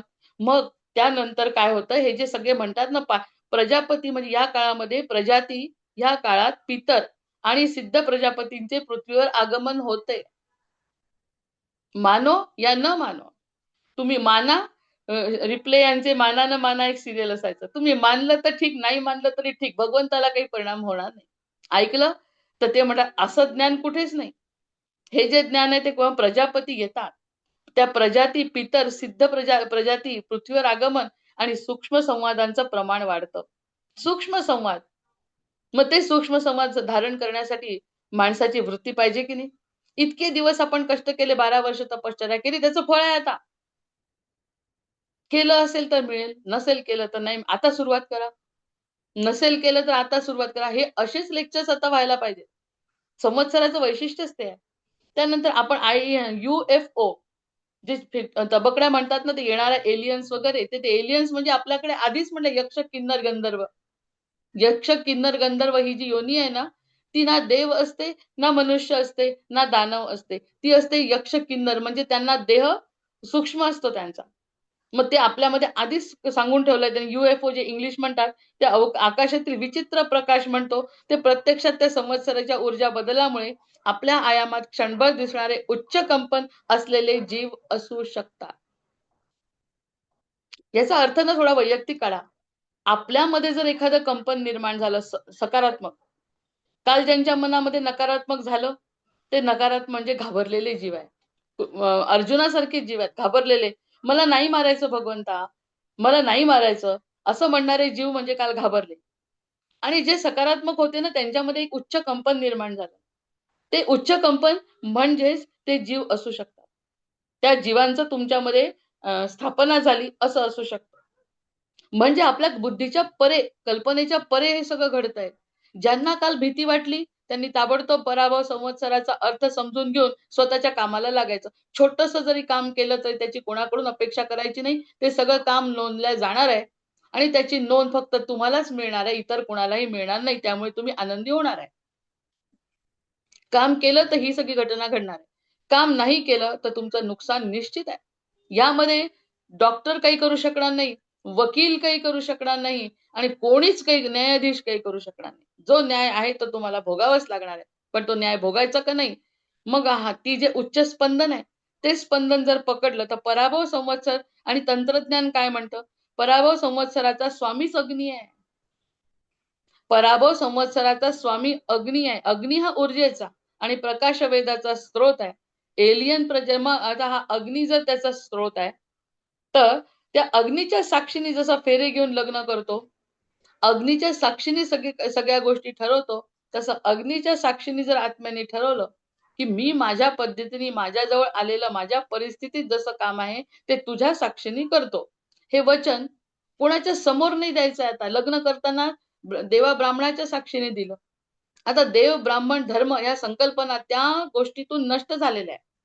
त्यांची गादी परंपरा संपली आहे. त्यांच्याजवळ तशा काही गोष्टीच राहिल्या नाही, की जे ते स्वतःच्या, म्हणून आपण म्हणतो ना, की एवढा कालसर्प करून आलो तरी आमच्या जीवनात काहीच फरक पडत नाही. कारण त्यांच्या वाणीला ती सिद्धताच राहिली नाही. तरी करतील काय बिचारे? नुसतं शिकून ठेवलंय शास्त्र त्यांनी. त्यापेक्षा एखादा मनापासून जर जीव कोणाला काहीतरी म्हणेल, चांगलं करेल, आशीर्वाद देईल, तर त्याचा आशीर्वाद फलद्रूप होईल. कारण त्याच्या मागे त्याची तपश्चर्या आहे. इथे नुसतं शिक्षणाने जर एखाद्या व्यक्तीने करायचं ठरवलं, तर त्याच्या वाणीला किंमत राहणार नाही. वाणीला किंमत राहायची असेल तर संवत्सर अतिशय उत्तम आहे. मग त्याचा फायदा आपण कसा घ्यायचा, हे आपल्या वैयक्तिक अनुभवावरती ठरतं किंवा आपल्या पूर्वपुण्यावर, आपल्या सद्गुरूंच्या कृपेवरती ठरतं. मग सद्गुरू मठात नाहीत, तर सद्गुरू हृदयात आलेले आहेत. इतकं चांगलं हे संवत्सर असताना ते म्हणतात, की एलियन प्रजाती म्हणजे काय? त्यांनी आता या लोकांनी एलियन त्याला म्हटलं, तर ते म्हणतात आहे, की ज्या प्रजाती प्रकाशाच्या वेगाने प्रवास करतात, जसे की गंधर्व किंवा विद्युत पुरुष. विद्युत पुरुष किंवा गंधर्व, त्यांचा प्रभाव या काळामध्ये वाढतो. या काळामध्ये वाढतो. अनुभव घ्यायला पाहिजे की नाही?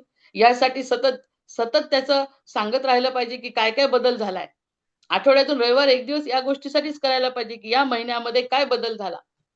जे ज्याला दिसतं, ज्याला दृष्टीला पडतं तोच सांगू शकेल ना. अन्यथा सगळ्यांना तर गोंधळ वाटतंय, वाईट वाटतंय सगळं.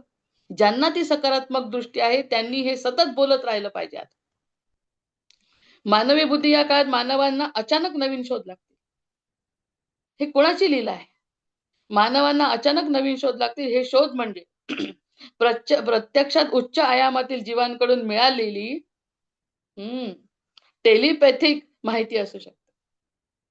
म्हणजे श्रुती, स्मृती, पुराण जे आपण म्हणतो, जे ऋषी, ज्या ऋषींनी श्रुती आणि स्मृती, पुराण लिहून ठेवले, तशा प्रकारची वृत्ती या जीवाची झाली आहे. प्रत्यक्षात काय ज्ञान आहे आपल्याजवळ? प्रत्यक्षामध्ये आपल्याजवळ काय आहे? सूर्यापुढे काजवा. पण काजव्याला सुद्धा ती वृत्ती दिलेली आहे. ज्याला मग हेच तर म्हणते पहिलेपासून, जो शरण गेला त्याला सांगता येणार नाही असं काहीतरी ही होळी देणार आहे. संवत्सर देणार आहे. मग आता म्हटलं टेलिपॅथी जी मिळते, आता उदाहरण आपल्या समोर आहे. ग्रंथ उघडूनही बघितलेला नाही दासबोध. योग वैशिष्ट्य बघितलेलं नाही आणि जर मी बोलते आहे, तर ती टेलिपॅथी नाही का? म्हणजे कोणत्या तरी जीवानी आपल्याला पकडलाय. एक कोणता तरी विद्युत शक्ती आहे ती टेलिपॅथिक, ज्याला आपण म्हणतो की विद्युत पुरुष जसा गंधर्व, गंधर्व किंवा नावं काही द्या, नावाला काय, नाव काही देऊ शकतो, पण ती शक्ती आपल्यामध्ये जर जागृत झाली, जो शुभ संकेत जर आपल्याला मिळाला, तर त्यांनी जे केलेलं कार्य आहे ना, ते जबाबदारीने केलं पाहिजे. नाहीतर जसं भगव्या वस्त्रातल्या धर्मगुरूंना पकडून न्यावं लागतंय, तशी अवस्था. त्यापेक्षा सर्वसाधारण कपडे घाला. पण तुम्हाला जे दिव्य ज्ञान झालंय, त्या दिव्य ज्ञानाला जर तुम्ही सगळीकडे प्रकाशित करू शकले, तर पुढची काळजी माझी आहे. हे तर माझं स्वतःचंच उदाहरण आहे, की जो बोलू शकत नाही, ज्यांनी दासबोध वाचला नाही, त्याच्यावरती कृपा कशी घडते? मग कृपा वगैरे आपले शब्द झाले. ह्यांचे शब्द आहे, की त्याला गंधर्व म्हणजे जुने पुराणातले संदर्भ दिले. यक्ष, किन्नर, गंधर्व या सगळ्या देवता, अप्सरा. सौंदर्य जर कुठे जास्त असेल, तर त्या अप्सरांच्या रूपात त्यांना मिळालेली टेलिपॅथी आहे. पण त्याचा उपयोग पुन्हा प्रत्येक वेळी अग्नीच्या साक्षीने अतिशय उत्तम झाला तर आणि तरच तुम्ही जगाचं कार्य करू शकता. नाहीतर ती जशी उल्का पडते की नाही, उल्कावरून एका मिनिटात म्हणजे जो धूमकेतू धूमकेतू असतो, त्याच्याजवळ सगळं प्रकाश असतं सूर्यासारखा, पण मिनिटामध्ये विझून त्याची राख होते आणि खाली येऊन पडतो. तसं तुम्हाला मिळालेला संकेत असून सुद्धा तो संकेताचा तुम्ही कोळसा केला. असं ज्ञान मिळायला पाहिजे. असं ज्ञान एखाद्यामध्ये जर चांगला गुण असेल, तर त्या चांगल्या गुणांनी जर सतत जसं म्हटलं ड्युटी सारखं, की मी ड्युटी, मी काय करू शकते? थोडं आपलं जसं खारुताईनी रामांना थोडं दिलं, तर रामांनी पाठीवरनं हात फिरवला तिच्या. ही काही साधी गोष्ट आहे का? छोटं काम करते. मला पोलिसाची भीती नाही. उलट मी पोलिसांना असं सांगते, ह्यांना अटक करा. यांना त्रास द्या. असं माझं पोलीस ऐकणार. कारण तू चुकीचं सांगणार नाही याची गॅरंटी आता भगवंत स्वतः घेणार आहे. इतकी मोठी बातमी दिली आज नवीन संवत्सरात. सगळ्यांना आनंद व्हायला पाहिजे, अभिनंदन व्हायला पाहिजे पूर्ण संवत्सराचं. असं. तर मग ही जी माहिती त्याला टेलिपॅथिक ती स्वतःची असू नाही शकत ना. आता ही जी माहिती आहे ती आपली स्वतःची आपल्याला निमित्त केलंय बोलायसाठी. नाहीतर आजचा दिवस मला मिळेल असंही मला माहिती नव्हतं. सर म्हणाले 1 मिनिटं माझं ठरलेलं पण नव्हतं काय बोलायचं. सरांनी म्हटलं ह्यावरती बोला, तर हा विषय कसा वाटला? प्रत्येकाने चर्चा करावी. योग वसिष्ठ राहिलं. पण मोठी नकारात्मक आता ती जी अंतःप्रेरणा आहे ना, ती अंतःप्रेरणा म्हणजेच गंधर्व आहे. ती अंतःप्रेरणा म्हणजेच कशाला गंधर्व पंख लावून येणार नाही आपल्यासमोर. कारण एवढी आपली पात्रता नाहीये. जुन्या पुराणांमध्ये जे गंधर्व होते, ते गंधर्व सत्य आहे. मग यक्ष प्रश्न विचारले जातात. मग यक्ष प्रश्न विचारणारा यक्ष खुश होतो आणि आपल्याला त्या प्रश्नांचं उत्तर तर देतोच देतो आणि आपल्याला आशीर्वादही देतो. मग बाकीच्या गोष्टींशी याचा काही संबंध नाहीये. आपलं काम छोट्या-छोट्या पद्धतीने जर करून टाकलं, तर ती टेलिपॅथिक कन्व्हर्सेशन विथ गॉड आहे. ह्याच्यावरती शिक्कामोर्तब आपल्या पुराणांनी केलेलं आहे. म्हणजे आपल्याला सरळ-सरळ निमित्त आतापर्यंत इतके वर्ष झाले आपल्या क्लासला 5 वर्ष झाले. सगळेजण पूर्ण तृप्त नाहीये. विचार करा. पूर्ण तृप्त नाहीये. याचं कारण इतकं करतो काहीच मिळत नाही. इतकं करतो बाहेर वाईटच आहे. इतकं करतो घरात मुलं ऐकतच नाही. हे जे मी 1 तास गेल्यावर 1 तास आनंद, 1 तासानंतर जे दुःख ते विहिरीमध्ये डुबलेलो. असं चालणार नाही. याची काही गरजच नाहीये. याचं समोर जागतं उदाहरण आहे, की मला कशाचाच काही परिणाम होत नाही. आधी राग यायचा, अशी राजकीय परिस्थिती, राग पण येत नाही. जर ती लीला समजली, ही लीला आहे भगवंताची समजली, तर या सगळ्या गोष्टी मानसिक स्तरावर थांबतात. आणि त्या अग्नीच्या साक्षीने थांबल्यामुळे सत्यच फक्त समोर येणार आहे. जय जय रघुवीर समर्थ यावरती माझा विश्वास आहे. अशा प्रकारची ही होळी आहे नवीन संवत्सराची. मग आता नकारात्मक शक्तींचा प्रभाव. नकारात्मक शक्ती म्हणजे आता दुसरा जो प्रकार असुर आणि रक्ष प्रजापती ते सुद्धा आहेतच. देवासुर संग्राम सुरू असतोच. तो आता काय उघड होतो, पण धर्माचार्यांना पकडलाय. शाळेतल्या लोकांना पकडलाय. त्यानंतर आई-वडिलांना पकडलाय. कुटुंब संस्था बिघडली. अरे कालचं तर कोणाला तरी काहीतरी बोललं म्हणून आई-वडिलांना माफी मागावी लागते मुलांबद्दल, की मुलांवर मी असे नाही संस्कार केले. मी इतके चांगले संस्कार केले. मी सतत देवळात जाते. मी सतत रामायण ग्रंथ वाचते. तरी मुलगी अशी बोलते. मी काय करू? क्षमा मागितली आई-वडिलांनी. त्या मुलीला पकडलं. हे सगळं धर्मासाठी चाललंय. त्या व्यक्तीसाठी नाही चाललंय. ती व्यक्ती का निमित्त झाली? की रामराज्य आलं पाहिजे. राम म्हणजे धर्म आहे. धर्म म्हणजे सत्य आहे. हे स्थापित झालं पाहिजे. हे माझ्या बोलण्याने नाही होणार. मी समर्थ भक्त आहे म्हणून नाही होणार. रामाला स्वतःलाच वाटतंय की मला सिद्ध करायची वेळ आलेली आहे. आता खूप झालं मला वरती राहणं. आता मला इथे खाली यावं लागणार. म्हणजे हे जे नकारात्मक विचार आहेत ना, ह्या घाणेरडं बोलणाऱ्या मुलं, रामाबद्दल बोलणारे, धर्माबद्दल बोलणारे चूक आहे. धर्म जे बोलताय ना, तुम्ही ते मठाबद्दल बोलताय. धर्म काय आहे, सनातन धर्म तुम्हाला माहितीच नाही म्हणून तुम्ही बोलता. हे स्थापन करण्यासाठी स्वतः भगवंतानी अवतार घेतला आहे. कणाकणातून आपल्याच मुखातून तो बोलतोय. इतकं त्याला महत्व आलेलं आहे. आपला जो चांगलं काम करेल त्याच्या मुखातून त्याचं काम सिद्ध करण्याची जबाबदारी त्याची आहे. म्हणजे वर्षापासून 5 वर्षापासून ज्यांनी एवढे कष्ट घेतले आपल्या पूर्ण या सत्संगामध्ये, त्या सगळ्यांच्या कर्माला आनंदाचं फळ मिळणार आहे. समाधानाचं फळ मिळणार आहे. नंतर मग त्याला म्हटलं असुर आणि रक्ष प्रजाती ज्या आहेत, प्रजापती चुकून म्हणते प्रत्येक वेळी मी, रक्ष प्रजाती ज्या आहेत त्या प्रजापती कलियुगाच्या या टप्प्यावर आणि विशिष्ट संवत्सरामध्ये पाताळ लोकातील काही प्रजापती ज्यांना आधुनिक काळात ग्रे एलियन्स किंवा टेप्लिलियन्स म्हणतात ते सक्रिय होतात. म्हणून हे सक्रिय झाले. यांच्या मनामध्ये विनाशकाले विपरीत बुद्धी आलेली आहे. आमच्या जवळ जर एखादं संकट आलं तर मी पेरलं म्हणून आलं. ही जी संकल्पना माझ्या मनामध्ये आली म्हणजे माझा दोष मी स्वीकारते, मी पश्चाताप करते आणि अग्नीच्या साह्याने पुन्हा असं करणार नाही हे जर वचन दिलं तर अग्नी साक्ष भगवंत म्हणतात आहे तू माझी आहे. या प्रजाती मानवी मनावर नियंत्रण मिळवण्याचा किंवा निसर्गाचा समतोल बिघडवण्याचा प्रयत्न करतात. बघत नाही का आपण? हे जर वाचलं ना तरी बघितलेलं लिहिलंय असं वाटायला लागलं. जे काही घडतंय ते सगळं लिहिलंय त्याच्यामध्ये.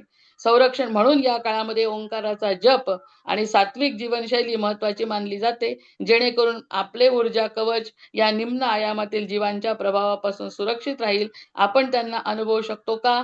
याचं उत्तर मला आता देता येत नाही, कारण वेळ झालेली आहे. पण ब्रह्ममुहूर्तावर उठणे, त्यानंतर ह्या सगळ्या पूजा करणे, पूजा करत असताना नुसतेच काड्या-कुड्या आणल्या आणि पूजा केल्या असं नाही, आपल्यातल्या काड्या-कुड्या बाहेर टाकणे आणि स्वतःवरती विश्वास ठेवणे, अग्नीच्या साक्षाने भगवंताला वचन देणे आणि भगवंतांनी दिलेलं वचन जबाबदारीने सांभाळणे, या सगळ्या गोष्टी जर केल्या तर समोर शनी महाराज जरी आले तरी मला काही करू शकत नाही याची गॅरंटी. आणि उलट मी ते जे काही करीन त्याला शनी महाराजच पुढे नेणार आहे. हे सगळ्या ज्या गोष्टी आहेत त्या सगळ्या गोष्टी आपल्या जीवनामध्ये घडू लागणार आहेत, यावरती मला 100% खात्री आहे. जय जय रघुवीर समर्थ. आवाहनं न जानामि न जानामि तवार्चन पूजांचैव न जानामि क्षम्यतां परमेश्वर क्षम्यतां परमेश्वर क्षम्यतां परमेश्वर. जय जय रघुवीर समर्थ.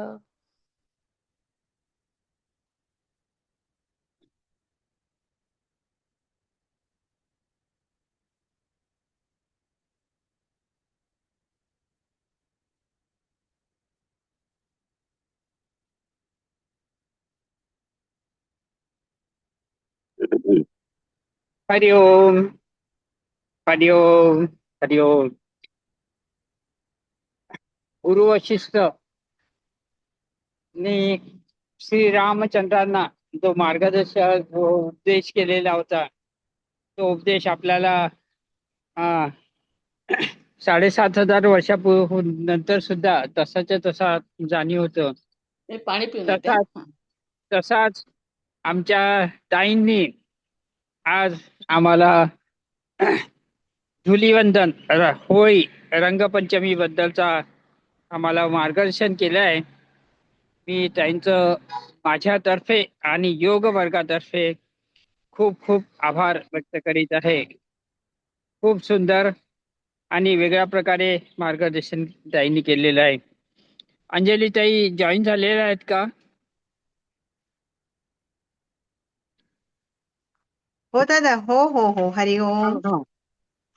तर आमच्या न्यूझीलंडला अंजलीताई आमच्या तिरंजीवाकडे गेलेले आहेत आणि ताईंना आज एक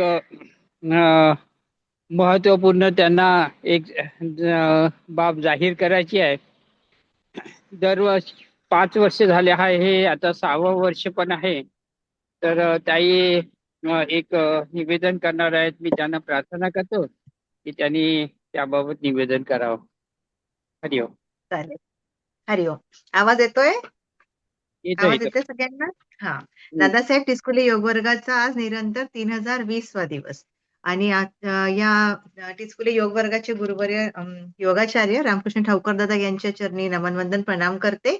आणि आज तसेच आजच्या गुरुवर्या आपल्या अपर्णाताई परांजपे जे निरूपणकार आहेत. फार सुंदर निरूपण केलं ताई. खूप खूप आभार, खूप खूप धन्यवाद आपले, की आपण खूप छान निरूपण करता. खूप बोध घेण्यालायक असतं आपलं. आणि आज मी जुळले खूप दिवसानंतर, तर क्षमस्व. कारण की थोडंसं लांब असल्यामुळे आणि वेळेचा हे पडतो त्याच्यामुळे मी रोज जुळू शकत नाहीये. पण आता दरवर्षीप्रमाणेच यावर्षी पण जागतिक महिला दिन येत आहे आपला. तर आपण या वर्गात 6वा जागतिक महिला दिन साजरा करणार आहोत. पण 8 मार्चला रविवार असल्या कारणाने आपण तो प्रोग्राम सोमवारी घेऊया. सर्वांनी याची नोंद घ्यावी, की आपण सोमवारी या वर्गात दादासाहेब टिचकुले योग वर्गात जागतिक महिला दिन साजरा करणार आहोत. तर या वर्गाशी जुळणाऱ्या सर्व साधकांना आणि महिलांना पण मी विनंती करते, की त्या दिवशी तुम्ही सगळे जुळाल आणि आपण महिला दिनानिमित्त थोडंफार सर्व मार्गदर्शन करतील आपल्याला. आणि आपण प्रमुख पाहुणे किंवा अध्यक्ष म्हणून आपण गुप्ताताईंना बोलवायचा प्रयत्न करू. त्यांच्याशी कॉन्टॅक्ट करू. आणि आणि आपले जे गुरुवर्य आहेत, अपर्णाताई आहेत, सुनीताताई धांडेकर आहेत आणि प्राजक्ताताई आहे. सर्वांना आपण विनंती करू जुळण्याकरता. तर ताई, आपण पण नक्की वेळात वेळ काढाल थोडासा सकाळी 6 ते 7 दरम्यान सोमवारी? नाही, मी नाहीये ना. मी आत्ताच सांगितलं सरांना, मी शेगावला आहे. हो काय? रविवारीच चाललो सोमवारी का? आम्ही. हां, रविवारीच चाललो. मागच्या वेळेस तर अध्यक्षच होते मी. माहिती आठवलं मला ते सगळं, पण आता मी नाहीये गावात. हो, हो. बरं, बरं. ठीक आहे ना. तिथनं नाही जुळू शकाल? नाही म्हणजे असं ॲक्टिव्ह नाही राहू शकत. आपण कुठे आहे, काय आहे, प्रवासात आहे ना. अकोला, बरोबर आहे, शेगाव प्रवासात. असा प्रवास करणार आहे. शनिवार, रविवार, सोमवार, मंगळवारी वापस येणार आहे. अच्छा, अच्छा. हां, हां. मंगळवारी तसं सुद्धा रविवारी पण 5 वाजणार आहे. हां. मंगळवारी पण ठेवलं समजा चुकून ॲडजस्ट झालं, तर ते पण मी 10 वाजेपर्यंत नाहीच आहे. अच्छा, अच्छा. हं. बरं, बरं. चला, बाकीच्यांनी पण दखल घ्यावी, की आपण इथे जागतिक महिला दिन साजरा करूया. तर खूप छान झाला कार्यक्रम. खूप छान वर्ग सुरू आहे आपला. आणखी जर कोणाला काही आता ताईंचा वर्ग झालेला आहे. जर कोणाला काही बोलायचं असेल तर बोलू शकता. लक्ष्मीताई, हरिओम हरिओम ताई छान नियमित. हरिओम हरिओम हरिओम ताई. दादा. हरिओम, हरिओम, हरिओम. बरेच दिवसानंतर दिसताय. हो, हो. ही आम्ही वेळ प्रवासात आहे. ही वेळ जरा थोडीशी हे झाली आहे. इथे माहितीये का आता 2:30 वाजलेत दादा. अरे वा. अच्छा. दुपारचे. हं. हो हो. तर जर बाहेर असलो तर नाही जुळणं होत. मग आज घरी होती तर नाही, दादांनी फोन केला तर म्हटलंच. नॅचरल आहे हं, नॅचरल. बरोबर आहे. हं. आजचे गुरुवारी खूप छान व्याख्यान झालं त्यांचं. ताई, तर आपण जे 5 तत्वांबद्दल सांगितलं ना, ते खूप आवडलं ते मला. तर पुन्हा त्याची जरा त्याबद्दल थोडी माहिती दिली तर बरं होईल. हो, अं, पाठवते. अग्नितत्व पाठवते मी. अग्नितत्व वायू, अग्नितत्व तत्व, पृथ्वी तत्व, अं, वायू तत्व, आकाश तत्व, अं, जलतत्व. जलतत्व ह्या विषयी. आणि त्याच्यात तुम्ही होळीशी जी संबंध लावला, होळी आणि गुढीपाडव्यापर्यंत, तर तो खूप छान मला वाटलं ते. आणि किती नैसर्गिक दृष्ट्या, किती शास्त्रीय दृष्ट्या हा विचार केलेला आहे, ते मला खूप पटलं. त्यामुळे आता जरी तुम्ही सांगितलं किंवा तुम्ही पाठवलं तरी हरकत नाही. नाही, त्याचं ते लिखाण आहे ना, ते लिखाण हा, लिखित स्वरूपात जर आपल्याजवळ असलं, तर आपण आणखी विचार करू आणि मी थोडक्यात सांगितलं. आज मी तर 5च मिनिटं म्हटलं होतं, पण ते जास्त वेळ झालं. ते थोडक्यात सांगितलं. पूर्ण वाचता येईल ना आपल्याला. मग आज जर मी सांगितलं, तर ते वाचन लवकर चालेल सोपं चालेल. होईल ना, लिखित नाही, स्वरूपात मी जर पाठवून असेल. देतात, काय हरकत मी नाही, पाहते पाठवलं चालेल. हो. चालेल चालेल. पण खूप त्याचं चांगलं ते ते जोडले गेलेलं आहे, ते खूप छान जोडलेले आहे, ते जोडलं गेले आहे. अग्निसाक्ष महत्वाची आहे ना, म्हणून ती होळी आणि ती संवत्सराच्या आधी आहे ना, हे लक्षात आलं.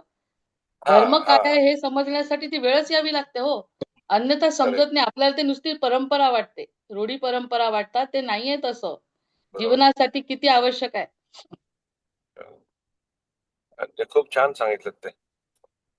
धन्यवाद ताई, धन्यवाद, खूप धन्यवाद. काही ठरवलं नव्हतं बरं आजचं सांगायचं हे, पण सरांनी म्हटलं की आज होळीवर बोला म्हणून राहिलं योग वसिष्ठ. बोलायला बसली तर 1 तास संपून जातो मग. हो, तुमचं कंटिन्यू असतं आणि मला तेच नॉनस्टॉप तुम्ही कसं बोलता ते खरं आश्चर्य वाटतं. आणि अं, आता काल मला काहीच वेळ नव्हता. फक्त सर म्हणे थोडं होळी आज सकाळी पण मी त्यांना हो असं इतकं हळू म्हटलं. होळीवर बोला. हो, करते म्हटलं 2-3 गोष्टी ॲडजस्ट. पण पाहता-पाहता 1 तास गेला. आणि तुम्हाला सराव आहे त्याचा, व्याख्यानं देता तुम्ही. नाही सरावही विशेष नाहीये. वि- विशेष दिवसाची विशेष व्यक्तींकडून माहिती मिळायलाच पाहिजे असं ना. हम्म. होय होय. मी त्यांनी तशी मला प्रार्थना ते मला सांगतात की तुम्ही याच्यावरती बोला म्हणून बोलते. हा, हा, प्रत्यक्षात हा. माझ्या डोक्यात असं काही नसतं. ते मला आठवण करून देतात दादा की तुम्ही उद्या मी विचारा त्यांना आता समोरासमोरच विचारा कसं. हो हो म्हटलं 2 मिनिटात. मी म्हटलं की 2 मिनिटाचं काहीतरी बोलू आणि पुन्हा आपलं योग हे पण काढूनच ठेवला योग वशिष्ठ. पण ते राहिलं बाजूला आणि याच्यातच 1 तास गेला. असं झालं. नाही, खूप चांगलं सांगितलं तुम्ही. आणि धन्यवाद. तुझं व्याख्यान धन्यवाद. एकदम म्हणजे खंडणी असतं, बरोबर असतं की कुठे न अडखळता, न मागे पुढे होता. ते एक वैशिष्ट्य आहे, ते व्याख्यानाचं वैशिष्ट्य आहे. खूप छान, खूप धन्यवाद. सुंदर. ते सगळी देवाची कृपा आहे. आजच बोलली ना मी की देवाची कृपा आहे. हातामध्ये काहीही दासबोध न घेताना दासबोधावर प्रवचन होणं इतकी सोपी गोष्ट नाहीये. अगदी बरोबर तुम्ही म्हणाला, ते ईश्वराचीच कृपा असते. जेव्हा आपण असं बसतो ना सांगायला, तेव्हा ते आपोआप होऊन जातं आपल्याकडून. आपण ठरवलेलं नसतं की बा असं आपण बोलू, असं ठरवलेलं नसतं. पण त्यावेळेला मात्र एकदा त्या जागेवर बसल्यानंतर मग ते चालू होतं. आणि ते चालू झाल्यानंतर आपल्यालाही आपल्याला कधी कधी आश्चर्य वाटतं, हे मी कसं काय बोललो किंवा काय, कसं सुचलं मला त्यावेळेला बोलायला.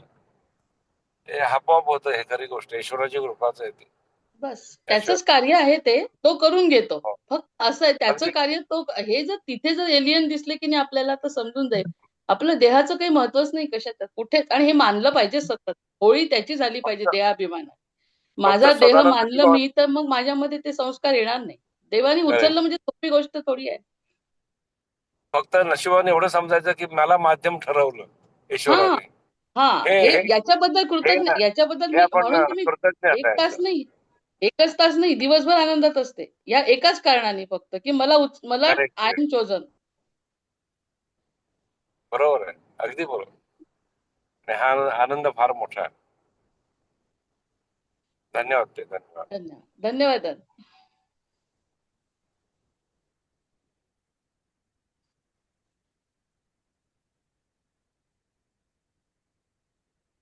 अजून कोणाला काही प्रतिक्रिया द्यायची असतील? लक्ष्मीताई नाही आज. अच्छा, हा. सुनीताताई आहे. रवींद्र दादा, मते दादा, मला आजचा व्हिडिओ मिळेल का हो? कारण आज मला माहितीच नाही की काय बोलणार आहे, त्याच्यामुळे मी रेकॉर्डिंगच नाही केला आज. आणि आजचा विषय चांगला झाला. असा अचानकपणे रंगला तो. तर असेल व्हिडिओ रेकॉर्डिंग तर हो, मला पाठवा. ते खरं नाही, आहे. मिळून जाईल व्हिडिओ मला माहितच तुम्हाला. नाही की आज मी काय बोलणार आहे, म्हणून मी काही रेकॉर्डिंग केलं नाही आज. तर आज चांगला झाला विषय होळीचा. आहे, मिळून जाईल तुम्हाला. धन्यवाद. द्याल सर पण नक्की मला. कारण मी सकाळी तुमचं हे झालं आणि मी इकडे पूजेला बसलोय. कार्तिक हो का? ग्रहणाची पूजा मी आज सकाळची करतो आहे, त्यामुळे मी व्हिडिओ लावला नाही मग माझा. झालं नाही का? झाली नाही का रेकॉर्डिंग? रेकॉर्डिंग झालेली आहे. धन्यवाद. मग तेवढंच पाहिजे. आज मला माहितीच नाही मी काय बोलणार आहे. योग वसिष्ठ बोलल्या नाही गेलं म्हणून मी ऑनच नाही केला माझा कॅमेरा. म्हणजे रेकॉर्डिंगचा. गुगलच्या वन ड्राईव्हने पाठवून दिलं. चालेल. हरिओम ताई. आता बिलकुल हरिओम. हरिओम. संध्याकाळपर्यंत किंवा उद्या सकाळपर्यंत, उद्या हो दुपारपर्यंत. हो. धन्यवाद. जय जय रघुवीर समर्थ. हरिओम ताई, तुम्ही दिसत नाही मला. हा तुम्ही दिसत नाहीच म्हटलं. दिसते ना. आहे तर खरी. हो ना. अगं माझा मोबाईलचं ते टच पॅड खराब झालंय, त्यामुळे मी दुसऱ्या मोबाईलवर आता मी दादांना म्हटलं मला पाठवा, आणि दादांनी थोडं उशिरा पाठवलं, पण ते तरी बऱ्यापैकी मला माहिती मिळाली. आत्ताचा संवत्सर जो पुढे येणार आहे गुढीपाडव्याला, तो पराभव संवत्सर आहे का ते? हो. अच्छा, तेच मला विचारायचं होतं. आणि दुसरं म्हणजे काय म्हणतात त्याला, अक्षय संवत्सर हा काही 20 वर्षानंतर येणार असं बोललात आपण, बरोबर? हो. तो शेवटचा आहे आणि अक्षय झाल्यानंतर मग पुन्हा प्रलय आणि नंतर निर्मिती. येस, बरोबर. अगदी मी पण असा एक व्हिडिओ ऐकला होता, पाहिला होता. आणि अजून एक विशेष म्हणजे रौद्र हा काहीतरी, अजून हा रौद्र मध्ये पण मोडतो असं म्हणतायत. गेला तो. बरोबर आहे का? हा, गेला तो. गेला तो. नाही, आपला पुढचं मागचा कोणता होता? मागचा आपला हे होतं ना, विश्वावसू नाम. हा विश्व तेव्हा एक मिनिट सांगते मी तुम्हाला, आत्ताही सांगते, कारण मी आता 20 नावं घेतली आता. हो. 20 नावं घेतली आता मी. हम्म.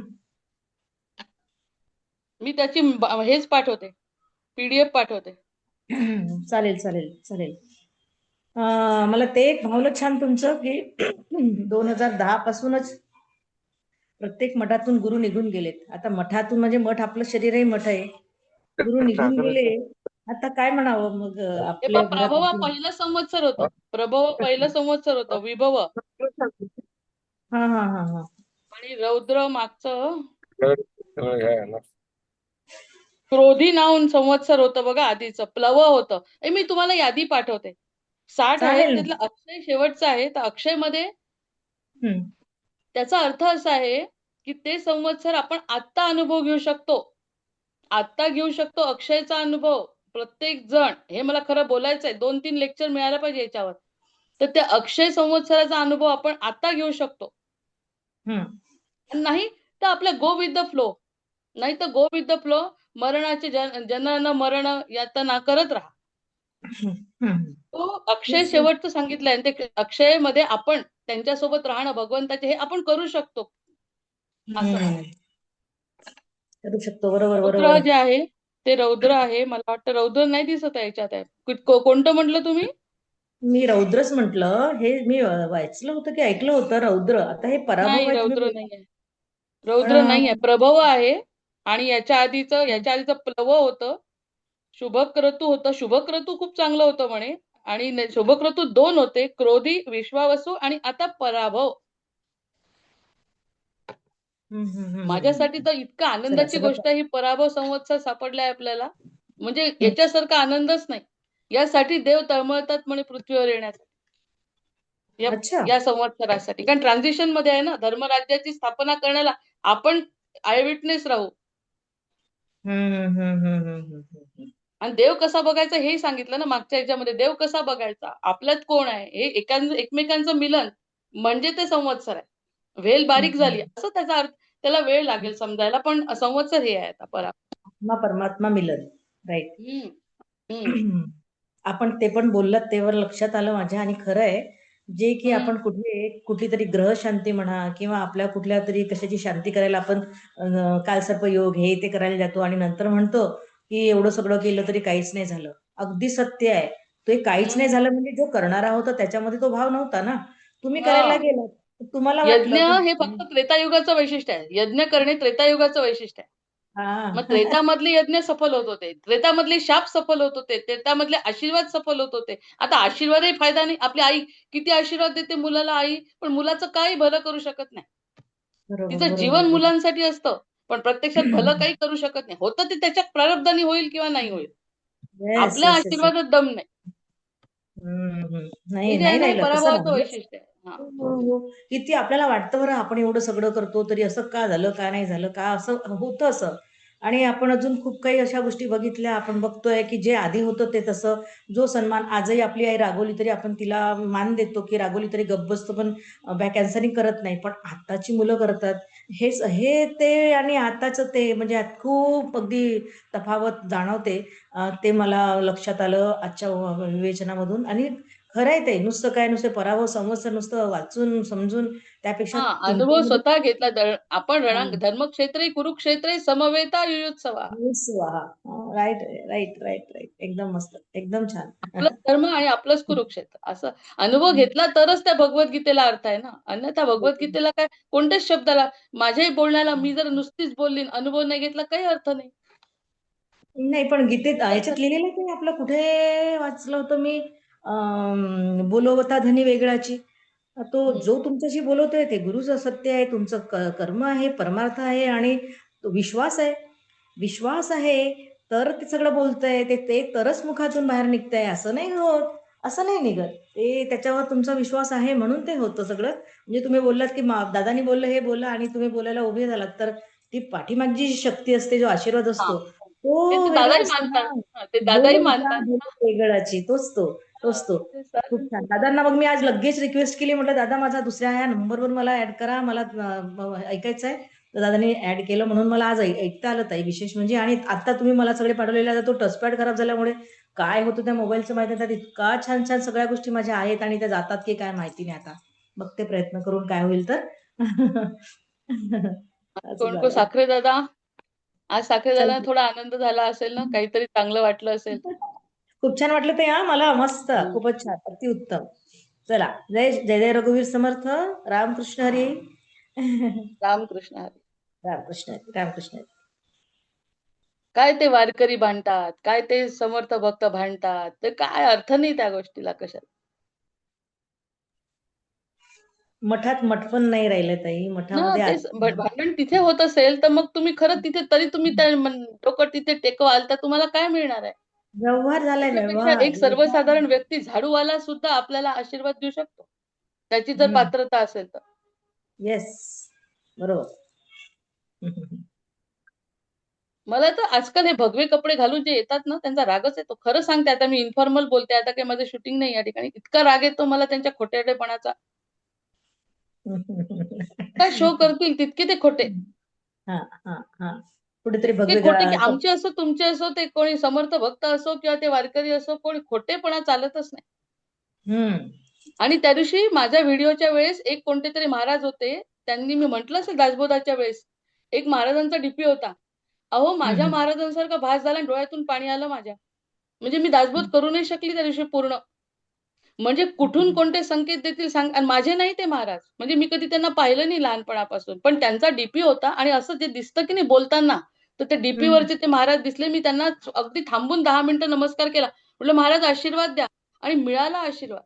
ते ओळख नाही पाळख नाही, पण सत्यता दिसते डोळ्यातून. आणि भगवे कपडे घालून जे नाटकं करतात ना, माझं जर सप्त चिरंजीवांना सांगितलं या सगळ्यांचं नायनाट कर आणि माझं ऐकेल देव. माझे तुझे मोठे लहान काही ठेवू नको. जे सत्य आहे अंतःकरणातून त्यांना पुढे ने. हा, आता मला जर ती शक्ती प्राप्त आहे तर मी नक्कीच म्हणणार आहे. माझ्या हाताने होत काही नाही, पण मी प्रार्थना तर करूच शकते. आणि समजून प्रार्थना करीन आता विवेकाने, की देवा बघा खरं पटलं का माझं म्हणणं, मग मारा त्याला, म्हणजे संपवा त्याला, पराभव करा त्याचा, माझा विजय झाला पाहिजे. बरोबर. माझ्या धर्माचा विजय धर्मस्थापना झालीच पाहिजे. त्यासाठी संधी आहे हो वर्षभर आता आहे. हो ताई. अशी संधी दादांनी आपल्याला बोलायला दिली, हे माझं भाग्य म्हणायचं. हो हो हो हो. मग आणि ठरवलं नव्हतं काही. काही ज्यांची योग्यता जी असते ना, ते त्यांच्याकडून परमेश्वर सगळं करून घेतो. योग्यता वगैरे म्हणू नका दादा, काही योग्यता वगैरे नाही, पण संधी मिळते, बाकी ही निश्चित खरी. नर्मदा परिक्रमाला आम्ही 6 महिने गेलो, तर वेगळ्या खूप खूप लोकांचे असे माहिती पडले आम्हाला. भगवे कपडे घालणारे, हे घालणारे.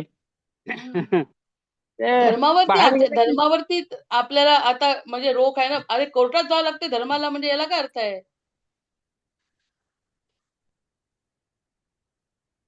सर्वसाधारण माणसाच्या चुका ठीक आहे, की सर्वसाधारण व्यक्ती आहे, राजकारणी आहे, तो चुकतो, ठीक आहे. धर्माचारी, मग हे आपण बोलतो का कधी नकारात्मक विषय, कधी नाही काढत. पण आता संवत्सर बदललं तर त्या बदलामध्ये यांना भोगावं लागणार आहे. आपल्याला काळजी करण्याचं कारण नाही. आपल्याजवळ पोलिसही आला तर त्याच्यासोबत बसायचं, छान गप्पा करायच्या, खायचं प्यायचं, मस्त जेलमध्ये जायचं, वापस यायचं. कारण आपण केलंच नाही काही. आणि ह्यांना नक्की पकडणार, एकेकाला बिळातून काढणार, सगळे रिकामे होणार. व्हावं, रिकामे होणार नाही, व्हावं का लागणी साक्ष. त्याच्यामुळे ही आनंदाची गोष्ट आहे आपल्यासाठी खूप. बिपिन दादा, दशरथ दादा, हरिओम हरिओम ताई. हरिओम.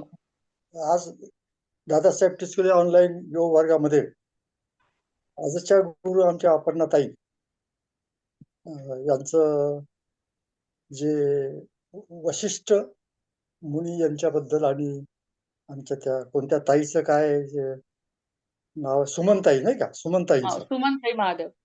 सुमनताई महादेव यांचं जे वशिष्ठ गुरु बद्दलचे व्याख्यान मालिका सुरू आहे. आज त्यातलं काही मी थोडसा 15-20 मिनिटं लेटच हजर झालो, पण सुरुवात काही कळली नव्हती. दादांनी, रामकृष्ण दादांनी काय तुम्हाला सांगितलंय तर मग मी पण ऐकतच राहिलो की आज ताईंचा जो रुद्रावतार मला पाहायला मिळाला. अच्छा. रुद्रावतार म्हणजे की ताई ताई तुम्ही शब्द म्हटला की आज कोणत्याही मठामध्ये गुरुच नाही राहिले. हं. म्हणजे तुम्ही अगदी परखड आज तुम्ही म्हणजे इतकं परखड बोलल्या की असं हं. वाटतं म्हणजे सगळी अनिती आता असं तुम्ही सगळी बाहेर काढून राहिल्या. असं वाटलं ना हं. आणि नाहीच खरोखर. पण आता आपण कोणाला दोष द्यायचा असा प्रश्न पडतो ताई नाही का समाजामध्ये. एवढी अनिती आपण माझी द्यायचंच नाही. हां, आपण द्यायचंच नाही दोष. आपण आपण दोष नाही देऊ शकत. आपण आपलंच काही ते प्रारब्ध चुकीचं घडतंय, आपलंच त्याला दोषी आहोत असं समजून आपलं समाधान करून घ्यायचं असं मी याच्यातून अर्थ काढत असतो, की आपलंच काहीतरी चुकतंय. आणि शांत नीती रामाची चालत नाही. आता कृष्णाची नीती सुरू झाली ना. कृष्ण नीतीप्रमाणे आता कृष्ण घेईल आपल्या हातामध्ये. कल्की तर त्याच्यापेक्षा भयंकर आहे. 64 कलांनी युक्त आहे. हो, त्यामुळे कल्कीचा अवतार कसा आहे, तो कृष्णापेक्षाही आणखीन तेजस्वी. तो पण पूर्णावतार आहे. हो. राम अंशावतार आहे. कल्की म्हणजे अगदी संपूर्ण सगळ्या कला, सगळ्या लोकांच्या सगळ्या कला त्याच्यामध्ये आहे. हो. त्यामुळे तो आणि कोणाला सोडणार नाही. आणि होळीचा पण अर्थ आपला एकच आहे की आपल्यातलं जे वाईट आहे, ते सर्व तुम्ही जाळून टाका. जे वाईट आहे ते आता स्पष्ट शब्दात म्हणजे जाळून टाका त्याला. असाच अर्थ सर्वजण काढतात. तोही तुम्ही पण आज अगदी योग्य शब्दामध्ये मांडला असं मला वाटतं. धन्यवाद, आजच्या धन्यवाद. प्रसंगानुसार तुमचं योग्य असं मार्गदर्शन झालं असं मला वाटतं. धन्यवाद. अं, ताई तो कल्की 2898 हा एक सिनेमा जवळपास 1 वर्षापूर्वी आपल्या हिंदी मूव्ही येऊन गेला होता. हो का? हा, कल्की 2898. अच्छा. तर YouTube वरती किंवा प्राईम वरती तो अवेलेबल आहे. तो एकदा पहा. तो आपल्या म्हणजे आपल्या दशावतारापैकी 10वा अवतार आल्यावर कसं होईल असं एक हो. काल्पनिक चित्र, म्हणजे जसे इंग्रजी मूव्ही येतात ना, ज्याला काय म्हणता येईल फिक्शन, असा हा हिंदी पिक्चर मध्ये खूप सुंदर फिक्शन केलेलं आहे आणि त्याचा उत्तरार्थ या एप्रिल मे मध्ये येणार आहे. तर अरे त्याचा वाह! हा, हो.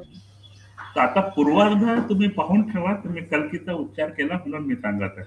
हो, हो, हो. बरोबर आहे. तुम्ही बघा त्याला, कारण याच्यावरती प्राईम वरती किंवा मग याच्यावरती आणि युट्यूब वरही दोन्ही तिन्ही वरती तो अवेलेबल आहे. जवळपास 2.5 तासाचा मूव्ही आहे तो. पाहणार, नक्की पाहणार. हा. अमिताभ बच्चन, प्रभास, दीपिका पादुकोण या सगळ्यांचं काम आहे त्याच्यात.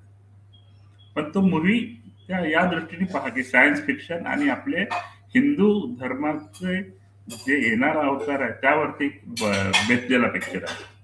त्यांचं म्हणणं आहे आता हिंदू धर्म आणि सनातन धर्म वेगळा आहे. हिंदू धर्म हे सगळं म्हणजे कशा कथा, गोष्टी, पुराण याच्यात आहे आणि सनातन धर्म म्हणजे सत्य आहे आणि त्या सनातन धर्माची स्थापना करण्यासाठी कल्की आहे. कल्की आहे तेच. आणि ते भारतातच आहे पुन्हा. म्हणजे भारतच विश्वगुरु आहे. पण हे सगळे खोटे कामामुळे ठरू शकत नाही ना आपण. त्याच्यासाठी त्याची प्रक्रिया सुरू झाली आहे 2010 पासून. तर तो सिनेमामध्ये ते दाखवलं असेल तर ते बघणार आम्ही. सिनेमामध्ये आणि एप्रिल दाखवलं, पण अजून अजून कल्कीचा जन्माच्या अगोदरपर्यंतचा मूव्ही आलेला आहे. हो ना. अजून हो जन्म ना. त्यांचा आहे. खूप सुंदर आहे. म्हणजे त्या दृष्टीने जर पाहिलं, सायन्स फिक्शनच्या दृष्टीने पाहिलं तर तो चांगला मूव्ही आहे. नक्की बघणार. लिहूनच ठेवते मी.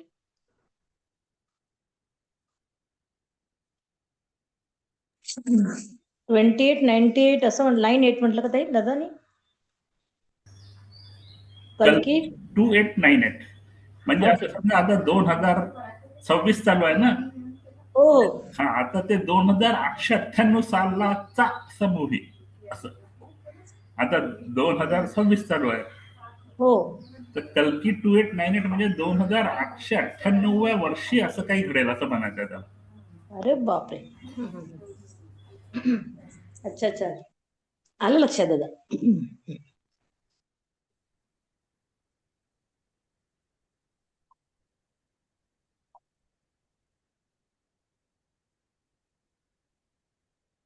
नमस्कार साई।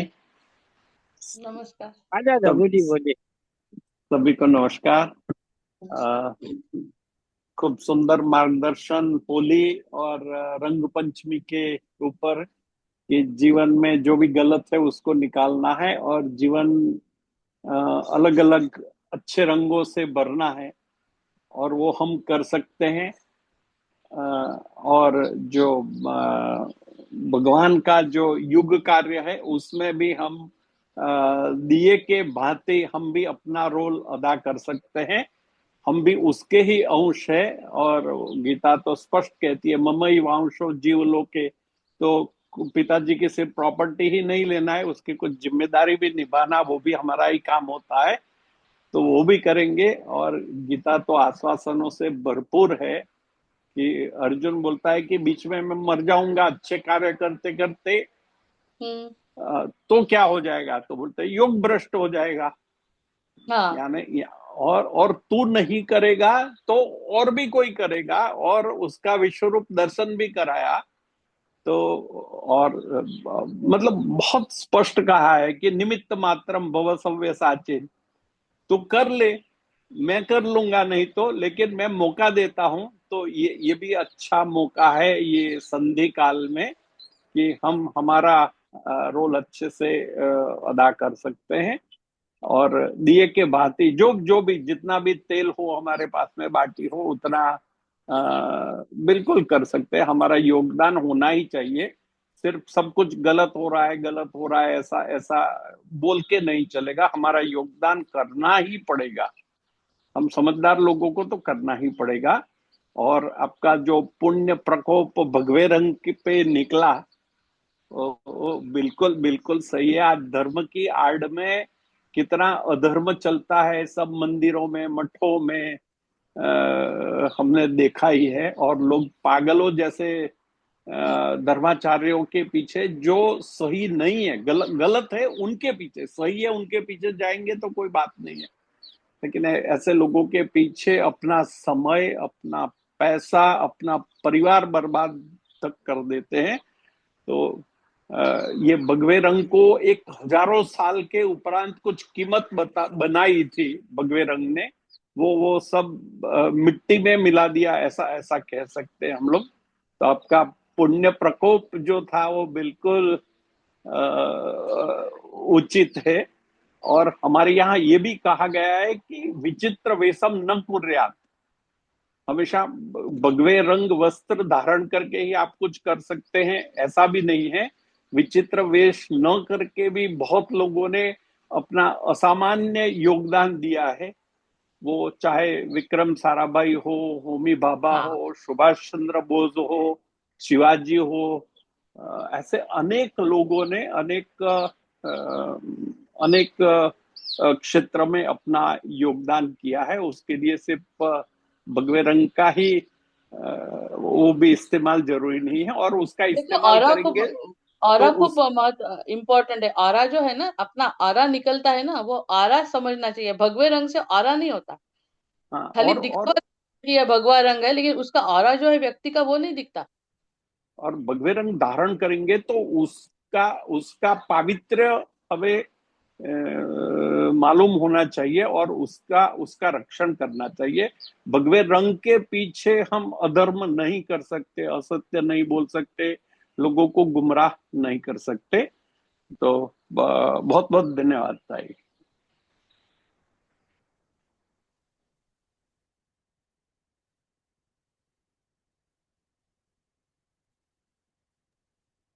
ताई, हे ग्रहणाचं काय असं मध्येच, म्हणजे हा जो ग्रहण आला, ह्या ग्रहणाच्या पाठीमागे काही उद्देश आहे का? हो मग, आता एक ग्रहण आहे सूर्यग्रहण, असे हो 2 ग्रहण आहेत आता. हो ना, त्यामुळे ते 2 ग्रहणाच्या मध्ये तुम्ही परिस्थिती बघा ना. आता परिस्थिती बघितल्यावर तुम्हाला समजेल ना, की परिस्थिती ग्रहणासाठी किती आपल्यामधला फरक जाणवतो का आता आपल्यातला स्वतःतला? तोही हम्म ग्रहणाचाच परिणाम आहे. हम्म हम्म हम्म हम्म आणि हम्म या एवढ्या घाणेरड्या परिस्थितीमध्ये सुद्धा एखाद्या व्यक्तीला जर कोणी पवित्र म्हणत असेल, तर ती किती कृपा नाही का? म्हणजे हे ग्रहणाचा परिणाम आहे हा. राहू केतू लागतो की नाही, केतू म्हणजे चांगल्यासाठी. राहू केतूचं जे ग्रहण आहे ना चंद्राला, ते मानसिकच आहे ना सगळं. हो हो आता माझं स्वतःचं पुन्हा दुसरं उदाहरण, की 2 महिने झाले आमच्या नातीला भेटली नाही, बोलली नाही. मी कधी माळ करत नाही. कधीही हम्म हातामध्ये जपमाळ तिला दिसली नाही माझ्या. आणि मी काय बोलते ते तिला माहित पण नाही. काहीच माहिती नाही. मी तिच्याशी बोलत नाही. पण फोटो काढला, जेव्हा चित्र काढलं, तर तिने माझ्या हातामध्ये माळ दिलेली आहे. हा ऑरा म्हणायचा आहे मला. की ती माझा फोटो काढला, मला इतकं रडायला आलं. म्हटलं ताई मी कधी माळ घेत नाही ग हातात. तर म्हणे आजी तू इतकी गोड आहे ना म्हणे की तुझ्या हातात माळ असलीच पाहिजे. मी कल्पना केली म्हणे. म्हणजे कल्पना सुद्धा किती चांगल्या येतात मनात जर आपण चांगलं वागलो तर. त्याच्याशी बोललो नाही, तिला शिकवलं नाही, तिला कोणता निरूपण चालू आहे माहित नाही. पण बाकीच्यांना ज्याचे ज्याचे ज्याचे वैशिष्ट्य ते ती हेरले, कलाकार आहे ती. आणि माझा कसंही असे म्हणे म्हणे मोठे मोठे डोळे काढले आणि हातामध्ये माळ दिली. मी म्हणलं हा. मग आता भगवे कपडे नेसून जर मी म्हण ए माळ घ्यायची माळ करायचं तर काढली तर मी समजू शकते. त्या भगव्या कपड्यांना जर मागे शिव्या बसत असतील तर त्यांचा ऑरा कुठे आहे? Aura is the positivity transferred. जी आपल्याजवळ पॉझिटिव्हिटी ती शिकवावी नाही लागत. आता तिला कोणतं योग वैशिष्ट्य शिकवते, तिला कोणतं महाभारत शिकवते, काहीच नाही. फक्त तिच्यावर प्रेमाच्या गोष्टी असतात. आमच्या ताई तू खूप गोड आहे, याच्या व्यतिरिक्त मी तिला काही शिकवत नाही, भेटही नाही 2 महिन्यात. पण फोटो पाठवला, आजी तुला आनंद होईल तुझ्या हातामध्ये माळ आहे. म्हटलं मी माझ्या मुलीला म्हटलं मी माळ घेतली नाही कधी हातात, घेईन आता. म्हणजे हा संकेत आहे का काय महाराजांचा की तू तो माळ घे. इतका बदल होतो माणसाला. पॉझिटिव्ह आहे, खूप गोड आहे, पवित्र आहे. सगळं वरचं क्षेत्र खूप पवित्र आहे, खाली सगळा गोंधळ आहे. सगळं वरचं क्षेत्र जिथे वर जाऊ ना तिथे सगळे चांगलेच लोक भेटतात. सगळे चांगले, लहान असो मोठे असो सगळे चांगले. कोणी कोणापेक्षा कमी नाही, कोणी कोणापेक्षा जास्त नाही. सगळे आपले प्रेमाचे. लव्ह इज इन एअर म्हणतात त्या जागेला. Yes yes. त्या ठिकाणी सगळीकडे नुसतं प्रेमच असतं. मग ते भगवंताची लीला काय वेगळी असते मग दुसरी रासलीला, जिथे प्रत्येक जण प्रेमच करतो फक्त आपल्यावर. ते ज्याला भेटलं त्याला ते अग्निसाक्ष वचन पूर्ण झालं. नाही तर मग प्रत्यक्षात हा वाईट तो वाईट चालूच आहे. भगवे कपडे घालून राजकारण, कुटी म्हणतात आणि लाखोचा महाल काढतात. कुटी म्हणतात, हमारी कुटी आहे म्हणतात. कुटीमध्ये लाखोचं स्विमिंग पूल पासून सगळं. कशाला? मोठे मोठे संस्था चालवणारे लोक त्याग करा म्हणतात आणि स्वतः एरोप्लेन मध्ये फिरतात. आता आपण बद्रीनाथाला जातोय, आम्ही बद्रीनाथाची कथा वाचली काल, की त्या ठिकाणी भगवंतांना म्हटलं नारदानी की तुम्ही का बरं असे झोपले म्हणे. म्हणजे आम्हाला त्याग करायला सांगता म्हणे आणि तुम्ही मस्त क्षीरसागरावरती झोपले. असं म्हटलं भगवंतांना समजलं आता लीला करायची वेळ झाली, लोकांना प्रूव्ह करायची, आले बद्रीनाथाला तप करायसाठी. म्हणजे हे लोक काहीच तप करणार नाही, आम्हाला म्हणतील तप करा. कसं चालेल? भगवंतांनी लीला करून बद्रीनाथाला आले, बालकाचं रूप घेतलं, पार्वती मातेने जवळ घेतलं, जे काही कपाटामध्ये जाऊन बसले, उघडलंच नाही कपाट. 25 वर्षाचं तप केलं आणि ते केदारनाथला गेले. मग हे जर तपश्चर्या विष्णूंना करावी लागली, हे करतात का तपश्चर्या तशी? महाल बांधतात. त्यांना सुद्धा बोललेलं आहे, तिथे सुद्धा नारद बोललेले आहे, तुम्ही असे कसे क्षीरसागरावर झोपता? मस्त लक्ष्मी तुमचे पाय चेपते आणि मस्त तुम्ही पौडले. हसले विष्णू, आले ना तप करायला बद्रीनाथात. आणि तुम्ही काहीच तप करणार नाही. लोकांना म्हणायचं तप करा आणि कमी, आम्ही कुटीमध्ये राहतो. हे धर्म कार्य करत असताना ही चूक अक्षम्य आहे. बाकीच्या ठिकाणी आईने जसं मुलावरती चुकीचे संस्कार करू नये तसं धर्माचार्यांनी चुकीचे संस्कार करू नये. ती संस्था आहे, कुटुंब संस्था आहे ती. हा, इतरांनी एक वेळ केलं तर त्यांना ज्ञानच नाहीये त्या गोष्टीचं, ठीक आहे, अज्ञानी आहे. तुम्ही ज्ञानाने संपूर्ण आहे ना, असा अर्थ आहे त्या कलियुगा पराभवाचा. म्हणून तर बोलता आलं इतकं. 1 तास जे बोललो ना ते इतके दिवसाची खळ. वाईट कधी कोणाबद्दल बोलायचं नाही, पण जे दिसतंय ते स्पष्ट आहे की भगवंत कसा अटॅक करणार आहे आता. राईट नाही राईट. भगवंताला वाईट नाही म्हणू शकत तुम्ही, काही झालं तरी. तुम्ही कसे झोपले, तुम्ही कसे तव, ते खरे काय आहे ते तुम्हाला कळलंच नाही अजून. तत्वमसी अहम ब्रह्मास्मी कळल्याशिवाय तुम्ही काय बोलता लोकांबद्दल?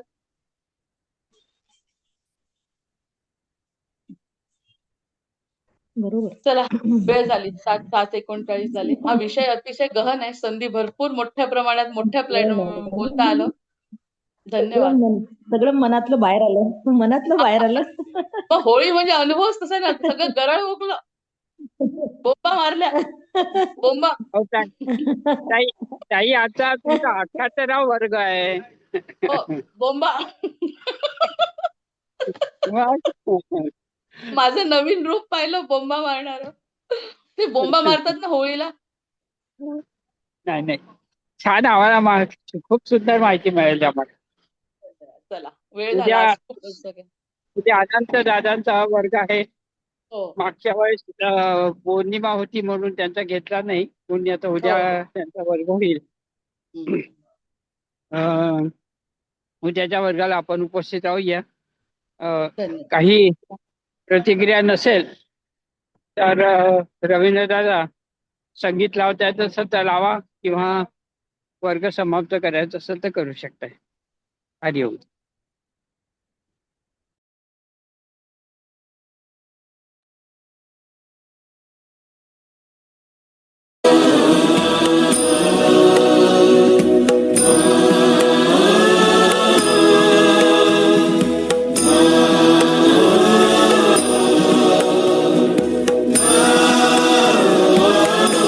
न मन्त्रं नो यन्त्रं तदपि च न जाने स्तुतिमहो न चाह्वानं ध्यानं तदपि च न जाने स्तुतिकथा न जाने मुद्रास्ते तदपि च न जाने विलपनम् परं जाने मातः त्वदनुसरणं क्लेशहरणं विधेरज्ञानेन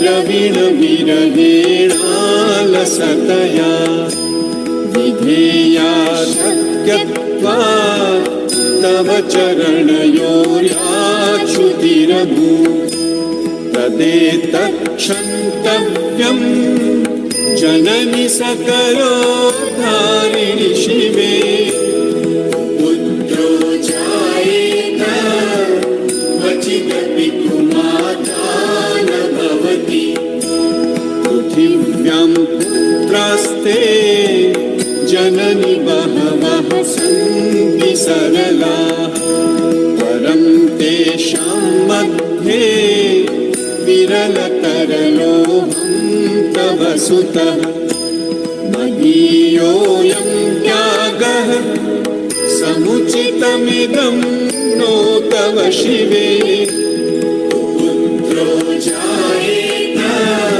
क्वचिदपि कुमाता न भवति जगन्मातर्मातः तव चरणसेवा न रचिता न वा दत्तं देवी द्रविणमपि भूयास्तव मया तथापि त्वं स्नेहं मयि निरुपमं यत्र कुरुषे पुत्रो जायेत क्वचिदपि कुमाता न भवति परित्यक्ता देवा विविधविधसेवा कुलतया मया पञ्चाशीते रधिकमपनीते तु वयसि इदानीं चिन्मातः तव यदि कृपा नापि भविता निरालम्बो गरजननिकं यामि शरणम् श्वपातो जल्पातो भवति मधुपातोपमगिरा निरातङ्को विहरति चिरं कोटिकनकैः प्रवापर्णे कर्णे विशति मनुवर्णे फलमिदम् जनः को जानीते जननि जपनीयं जपविधौ चिताभस्मालेपो गरलमशनं पटधरो जटाधारी कण्ठे भुजगपतिहारी पशुपतिः कपाली भूतेशो भजति जगदीशैकपदवीं भवानी पाणी ग्रहणपरिपाठी फलमिदं न मोक्षस्याकाङ्क्षा भवविभववाञ्छापि च लोचन में न विज्ञानापेक्षा शशिमुखी सुखेच्छापि न पुनः अतस्त्वां संयाचे जननि जननं यातु मम वै पुराणी रुद्राणि शिव शिव भवानीति जपतः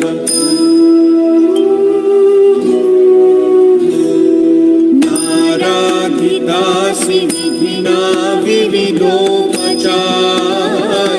किं वृक्षचिन्तनपरैर्न कृतं वचोभिः श्यामे त्वमेव यदि किञ्चन मय्यनाथे तत्से कृपामुचितमम्ब परं तवैव